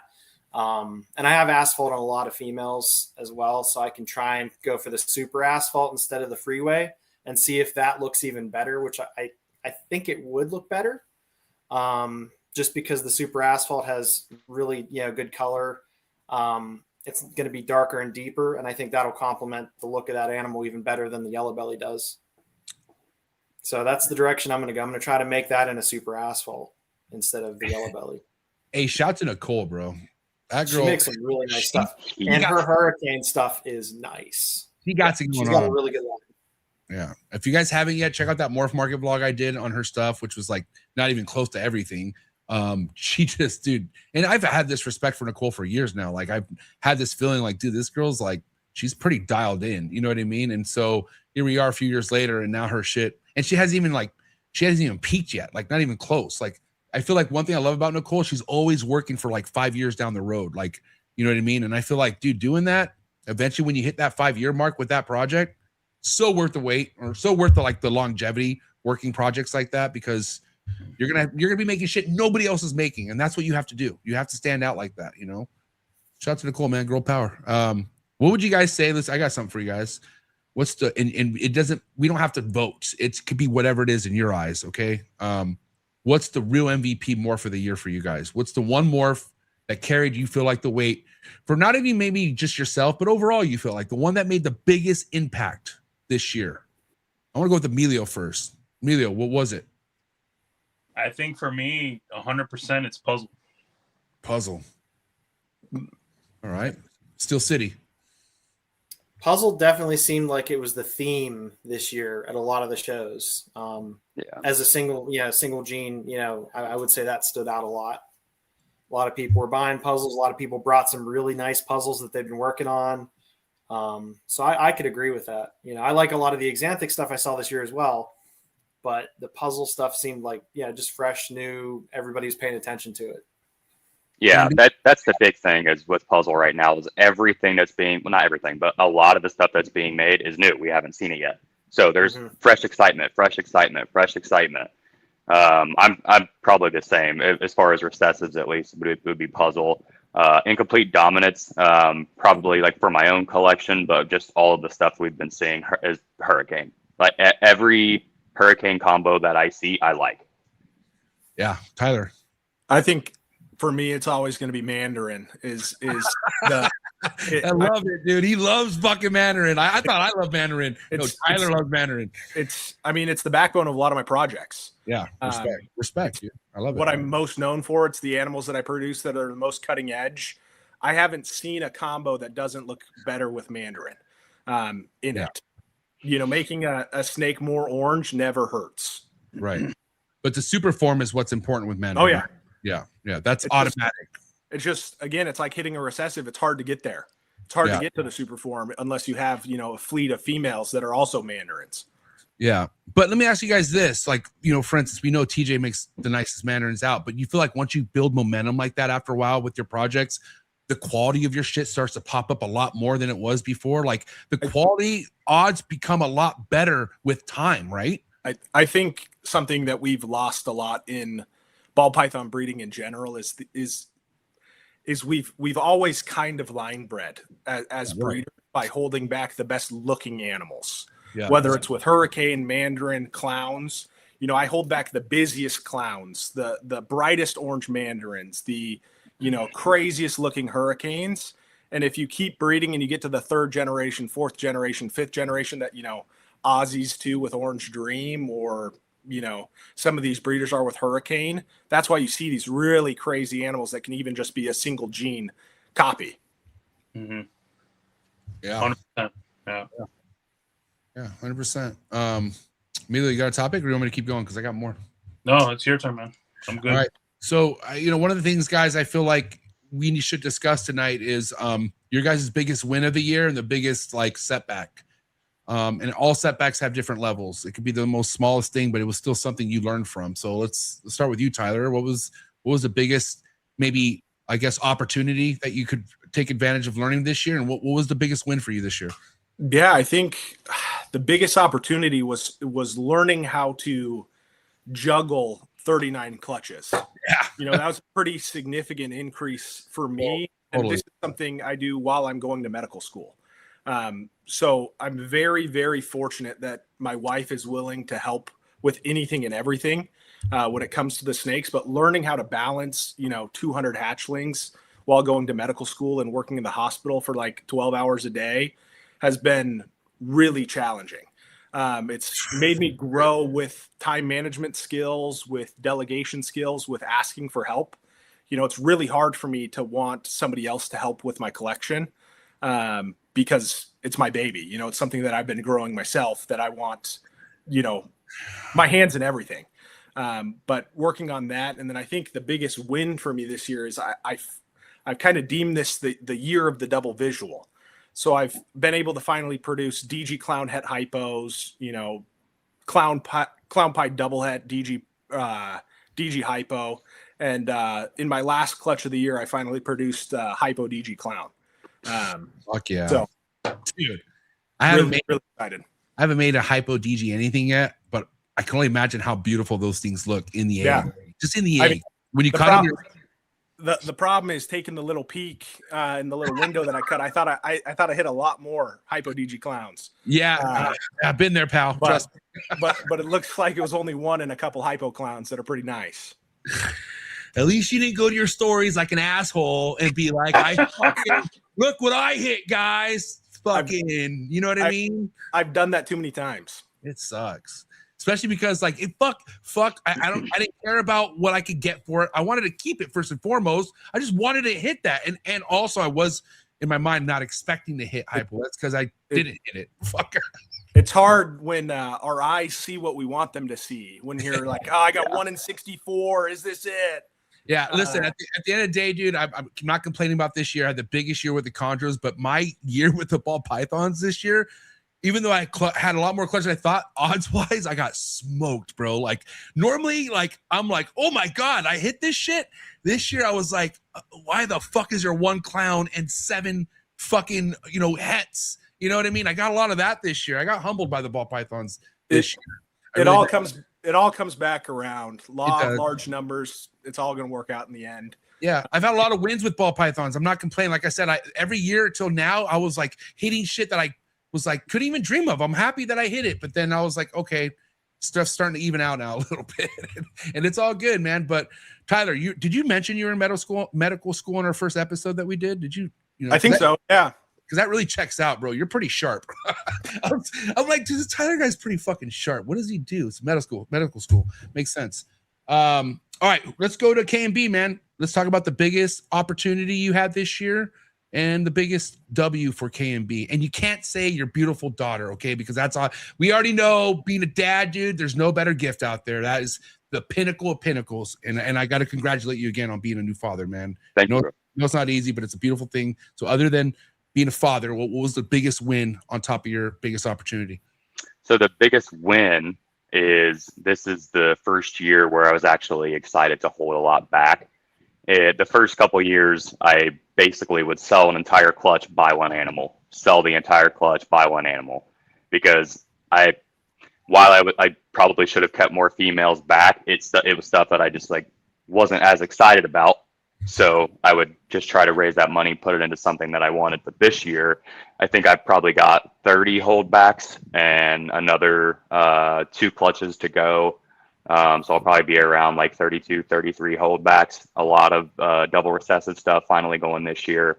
And I'm just loading up on females because the opportunity, while it was also a challenge, was fatherhood and going full time with this. And balancing my life from going from a regular, 9-to-5 job to trying to balance everything else because now I'm adding the shows on. So I'm also watching our friends' baby during the days as well. So I'm with the babies all day. As soon as my wife gets home, it's here like time for you to hang out. Whether I'm going to go down in the basement and work on snakes for 3.5 hours. And then on Friday, I'm packing up snakes and I'm taking off to Tennessee, and I'm going to be there all weekend. I'll get back at Sunday at 9 p.m. So it's balancing family life. It's balancing the snake work. It's balancing my own like mental and physical health, making sure I'm staying up on myself and not, doing any discredit to me. And I'm able to keep up with everything the way that I like to keep up with everything. And that's always going to be a challenge, but it's a very welcomed one, and I'm very grateful. Yeah, I'm glad you brought that up, man, because as much as we love talking about the grind, snakes, take care of yourself, dude. Like you might work a little bit too much than you're noticing, and you don't like getting burnt out is a real thing. And you can get to a point where you don't realize you're burnt out to where you might have a snapping point. And I feel like that's something people should really pay attention to, man. Like make sure you're keeping this fun. And make sure you're doing something about it when you get stressed out, because you do get stressed out. I mean, first and foremost, like taking care of animals the way we do, it's not easy work, and there's things that happen in our life that, takes us away from what we're doing, and that could cause stress. And so, and again, man, vending, doing all that, and then having a newborn, bro, like, God damn, it could get thick. It could get really heavy, like pressure wise, and I'm not gonna lie to you, Matt, when you posted that you're going full time, my stomach dropped a little bit. Yeah. Just because I first and foremost I like you, dude. Like I see you're young. You definitely have that fucking shine in you, dude. But going full time when everyone's checking out, yeah, fucking ballsy, bro. But also you see something that no one else sees, bro, and that's what fucking matters. So I think that you should be very proud of yourself on that as well, man, for sure. Thank you, bro. Steel City, biggest win. Biggest setback. All right. Don't hold back, man. Let's go. Let's see. So biggest win, I guess, is that I produced a lot of really exciting holdbacks this year. Even though I didn't hit a lot of visual stuff, I've got a lot of new genes I'm working into triple and quad recessive projects that I've been able to hit some males and some females that I'm holding back. So it just excites me more about the coming season. You know, next couple of years are going to be really, really exciting once I have all those breeding. I guess what's that? Yeah, listening. Yeah. So as far as like a setback, I mean, I had terrible odds on hitting triple visuals this year, both on the DG Xanthic clowns and the hypo DG clowns. Just missed on all the odds. I made one DG Xanthic clown. I should have had at least probably half a dozen of them, but just terrible odds on that. And even on DG Xanthics, terrible odds. But you know, making the other stuff, the males that have, you know, other genes I wasn't shooting, you know, for triple visuals in yet, I can shoot for that, you know, next year for sure. So that can make it more exciting in the future. And much like Matt, as far as my day-to-day life, it's a bit challenging sometimes because I also have, you know, kids at home that I'm watching during the day and spending time with them. And I kind of wait until everybody's in bed. You know, we have dinner, everybody goes to bed, and then I go out and, you know, do the work that I need to do, sort of on my time, not on my family's time, I guess. It can be challenging because I breed all my own rodents and then an excess of rodents and then all the snakes. So it's a lot to juggle. But, you know, I wouldn't have it any other way. So, you know, yeah. It's the truth, man. And can I give a little backstory of what just happened about an hour ago when I was like, I'll be right back. So somehow my son found the fucking garage door opener, okay, and opened my garage, which I have all my racks against. So my garage got stuck. My garage is broken right now, by the way. So my garage was coming up and it got caught on the rack and it's off. Now the garage is off the tracks. So my garage is like this right now, by the way. Okay. So how do you get the remote? Kids and technology, they find a way. But guess what, dude? You gotta learn. You just gotta go with it. Like, he's feeding blue tree monitors now. I was literally gonna say, guys, I gotta go fix my garage and leave, but I was like, I got a show to do. What the fuck am I gonna do? Thank God it's not too cold outside, and probably my room's drier than a fucking goddamn desert tit right now. I don't know what to do. I'm just whatever. Hey, listen, I'm having a good time. All right, I'm having fun. Kids, dude. Hey, hide your garage door opener, Matt. All right, that's all I gotta say. Yeah, it's got to go in a cabinet. Yeah, dude, but also too, like, juggling everything we do matters, you know, because if, again, going back to not taking care of yourself, your family will be affected by it, your collection will be affected by it. So we're number one. Our sanity, our health, that's number one, dude. We take care of ourselves, we could take care of other things, you know what I mean? But goddamn, this shit could get stressful, dude. It really can. But also, you got to remember why we're doing this. And sometimes just taking a snake out and looking at it kind of makes you snap out of it, and you're just like, oh yeah, now I remember why I'm doing this. You know what I mean? So again, as much as you guys work, dude, take your snakes out more. Maybe that helps. I guess, I don't know. But yeah, we're approaching the end of the episode here. Milo, do you have any closing statements or topics? Because I want to go around the horn, give the boys a last shot to say anything they want to say. But we'll start with you if you have any topics or questions you want to close off with, Emilio. Well, for each of them, I simply want to know what are they looking forward to the most in 26, pretty much. Yeah, let's go with Steel City. Hopefully hitting good odds on a lot of stuff. I initially was gonna shoot for a lot more clutches than I think I'm going to try for this year. I had a big number. I was gonna go for 100, but I think I'm gonna dial that back just a little bit. Just after experiencing how much work it was trying to juggle everything this year, I think I'm gonna, you know, go somewhere between maybe 50 and 75. Still a lot. But it's still a lot. Yeah. Whenever I was just starting to do like 40 to 50, I thought, I could go up to 100, no problem. And the closer I get to that, it's a lot of work. You know, when my kids are in school, no problem. I'll probably do 100 clutches a year. But watching kids during the day and trying to fit everything in, you know, in the evenings or on weekends or, you know, it's a lot of work. So, yeah. Try not to produce a whole lot of byproduct, but try to get, the odds on the stuff I do, really want to hit, hopefully have some cool asphalt and super asphalt stuff in the DG Xanthic Clown project. We'll see. And then I do have a couple of chances at some hypo, DG Xanthic Clown combo stuff, but probably not going to hit. It's all long odds. I'm going to just make ingredients for the next year, but yeah, I think you're going to hit it, dude. We'll see. I hope so, but I don't know. At least you're I in don't the want to game. get too excited about it. Yeah, I mean, you got to try. You can't hit it if you don't try. At least you're on the field playing. You know what I mean? Yeah. All right, I was in a similar spot when I was looking at my pairing sheet for this year, and this last season I did 34 clutches, and I get my pairing sheet done, and I've got like 85 females on there. Like, I don't know about that.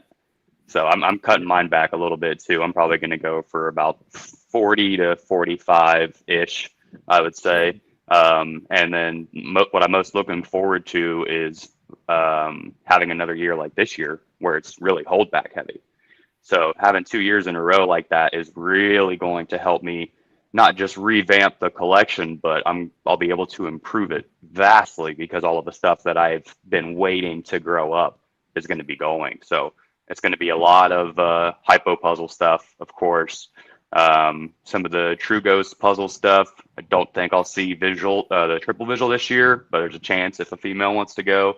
Doing a lot of Hurricane DG hypo stuff. Really excited about that.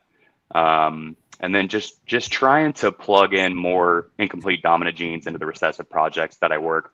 Got a little bit blinded by the double recessive in the beginning and didn't add as many genes as I should have in my holdbacks. So this year is really about making the combo visual with a hen. That way I can replace my simpler stuff that I've got in the breeder room. Building blocks, so crucial. What you got? I think really it's the same answer every year. Every year as ball python breeders, it's always next year my females are going to be up to size that I need to breed, and I'm going to produce this awesome combo, and it's going to be, next level. And I feel like every year we kind of get to this point when we start our breeding plans that next year is going to be even better. But I think in 2026, I'm really looking forward to being able to work on my own collection, really refine some things, as well as, some of those initial pairings for triple hets really starting to pay off. With the DG hypo clowns, with the DG Xanthic clowns, with some of the sunset hypo clowns, things like that, really starting to pay off in 2026. And I'm just looking forward to an even better year than 2025. The last few months have been really, really promising market wise. I've gotten a lot of sales in the last few months, and I'm looking forward to an even stronger 2026. Fuck yeah, I love it. Go ahead. What did you guys think of the Cypress Sunset Clown that Miguel hit? Awesome. Yeah, I like that a lot. I'm not a sunset guy personally, but I really, really liked that animal. That's really nice. I want to see it. The Cypress Sunset hypo is I think the nicest hypo sunset combo that's been produced. Yeah. I'm just gonna be quiet because Miguel was supposed to come over this weekend and he didn't. So whatever, dude. It was all right. I'm just kidding. I like the spot nose yellow belly sunset clown a lot too, though. Okay, real quick, I gotta ask you across the board, real quick. How do you guys all feel about sunset? I'm dead serious. Like, is it on the way? I think we're almost there. What do you think? I'm a big sunset guy. I love it. Again, right. Every controversial mutation you can come up with, I'm probably big on it. Scrambler? You love Scrambler? I'm into it. You got it? Beautiful snakes. I think so. You think? You think you have Scrambler? Why do you say you think? I mean, does anybody know what they have in anything? I like that. I like it, bro. I love it. Sunset, something I know I have. I'm really excited for Sunset Hypo Clown and Sunset Ultramel Clown. Both directions. Dude, I love you, Tyler. You're something else, dude. He's like, Sunset, I know I have. Hey, we gotta cut that. Okay, and put that out there. I'm clipping the shit out of that. Are you kidding me? Yeah. Hey, I'm excited about my sunset projects, but I'm careful with it. I mean, you went sunset exanthic pied. That's like pretty dangerous. That's super. It is and it isn't. It's a pied. But you can always sell for $300. No shit. I understand. If I was gonna take a risk, I was gonna take a risk with exanthic. Yeah. And pied. Yeah. Okay. It could be cool. It might not be cool. Okay, exanthic sunset. Are we looking on gonna be cool or most likely not cool? I think it look cool. You think it's gonna pan out, KMB? Yeah. Tyler, what do you think? Exanthic sunset. I hope it pans out. I mean, I hope I do, but I'm also really mean. Oh shit! I think it's gonna be better than Sunset Clown. Ooh, hey, it'll that's not saying much though, to be honest. They're both gonna be pretty brown. Let's see what happens. That's why we do it. You know, I think at least you got the pattern modification that you can see through, even if it doesn't really do a whole lot to the exanthic. But I don't think it's going to be a loss. I think, no matter what, it's going to look, neat and new. And different. Add Ultramel. It might be pink. Yeah. Now I'm trying to decide, should I make possible quad heads with sunset head pied? Now you're thinking? Yeah, I don't know. I have to think about that. That's big. Pull up the lawn chair, bro. Have a seat in front of your racks. Yeah, I might have to drink a couple beers. Yeah. Smoke a dab. Come on, they'll do it for me. Yeah. All right. Round the horn real quick before we, and by the way, great episode, guys. I really appreciate your guys' time. 2 hours went by very quickly. But we all know, man, people didn't always have as good as the years as some others. So if there's anyone out there who's like unsure, okay, going into next year, if they should continue or not, let's start with you, Tyler. What should this person do, man? If anyone's uncertain, just because what they're hearing a lot of good but bad, and they don't know what to believe, they're confused. What would you say? I mean, there's a lot of voices out there that say, "Oh, the market's dying. Oh, this is gonna go, away. Everything's gonna go away. Nothing's gonna last." But the same people have been saying that for 20 years. Yeah. The same people have been saying that since the caramel albino was $20,000. Right.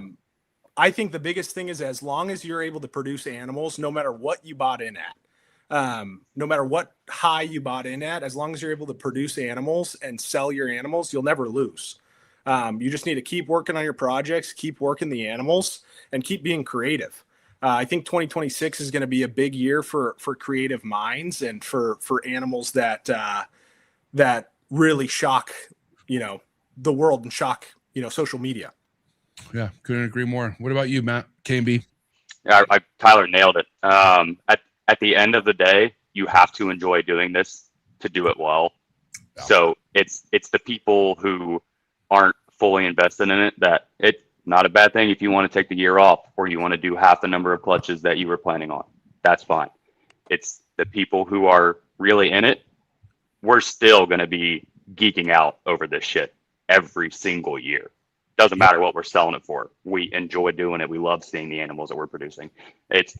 You can get down on prices in the market all you want, but at the end of the day, we're making sick ass snakes and being able to do art projects in our basement. Yeah. And we got reptiles. Like you feed, like you were talking about being a kid, but you feed that like kid in the back of your head every single day working with these animals. Yep. And keeping that kid in you alive is what keeps you young, man. I'm telling you right now, that's kind of keeps you in the fucking game, keeps you excited to be a part of what you're doing. Got to be young. You got to, and then the only way you do that is just enjoying with what you're working with. And the love for reptiles is growing bigger than it ever has before. There's that next kid looking at a reptile book, geeking out right now at their school, that's probably going to pick up a ball python in the next fucking few years. You just don't know. There's so many of those stories happening right now, brewing.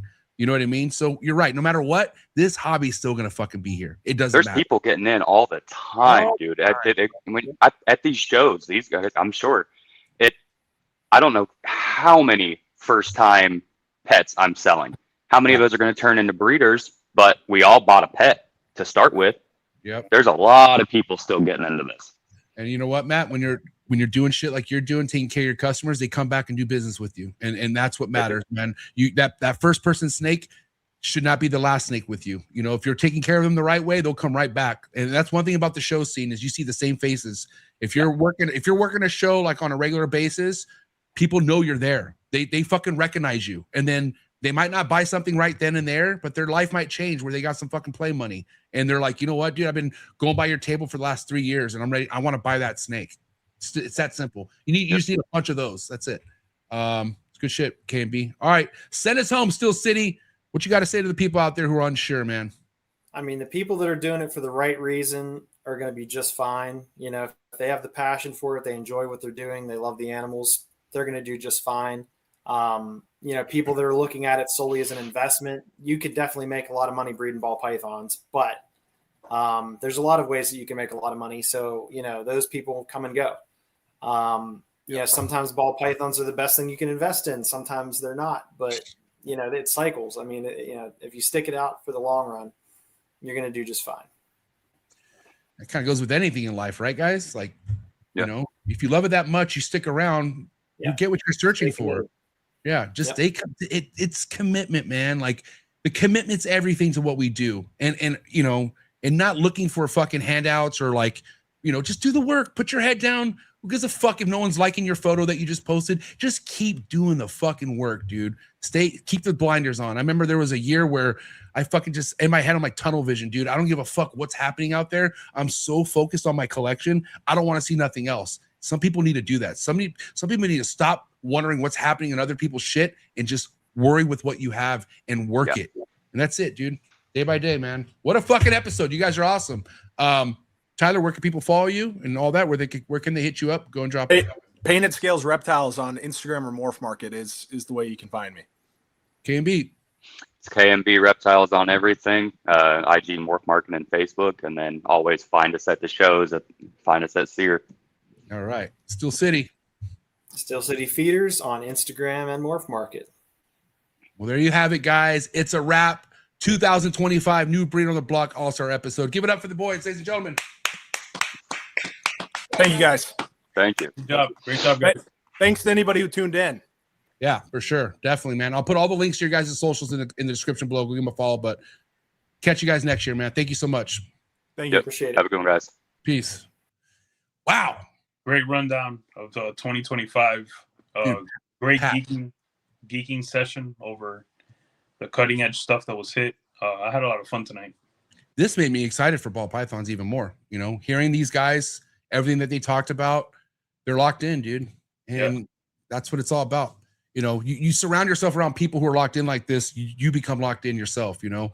And I think that's everything, bro. It's everything who you surround yourself with. You're around people who are having pity parties, upset about things. It's going to wear out on you. It's going to, that energy is going to wear on you. So, you know, don't be around people who are always negative, man, because not everyone's negative out there. There's some people out there who are fucking grinding and who are producing some amazing shit. And they're just getting started like these gentlemen here. This last segment, hey, we're doing what makes us happy and what we wake up to do every single day, every single month, every single season, every single year is continue to produce animals that make us happy. And you do that, you're fine, you know? Yep.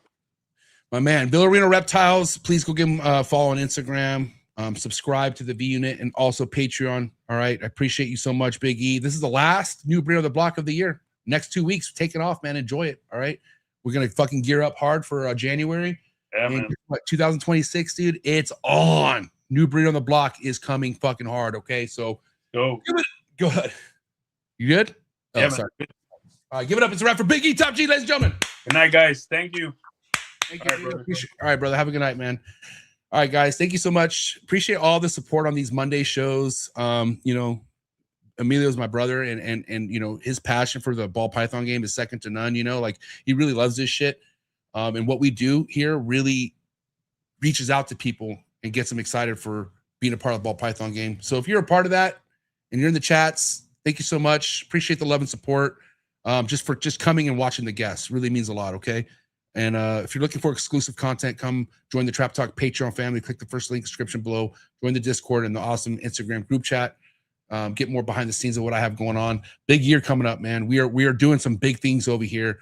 And when I say me, I mean me and all my other fellow hosts of the Trap Talk Reptile Network. 2026 is going to be the biggest year for us. So stay tuned, man. Lock in, get ready. I hope you guys have a big year. I know you guys some of you guys are going to have your biggest year ever next year. So I'm excited for you guys. And again, if this is your first time watching, hit that like button, hit that subscribe button, hit that notification bell, select all. You'll be reminded every episode. Please check out my sponsors. Find all the link in the description below, and I'll catch you here for On the Tree Tuesday tomorrow. Sorry for the interruption, folks, but a quick word from our sponsors. Hi, I'm Devin. I'm Teresa, and we are Prague MORPHs. We are based in Czech Republic, a small country in the middle of Europe. We really love animals that revolve around multi-recessive projects, and one of our very favorites is Hypo. We're really looking forward to clutches that are coming this season, and some of those are Hypo Clown, DG Clown, Hypo DG Clown, and one of our all-time favorites, Hypo Puzzle. Hope you enjoyed the next episode on Trap Talk, the greatest reptile network in the world. If you guys want to see next level cutting edge ball python projects, please make sure you head over to their Instagram to follow all their amazing work, and head over to their website to see what they could possibly have available by heading over to PRAGUE.com. Thank you again, Devin and Teresa, for bringing some of the biggest heat worldwide in the ball python game.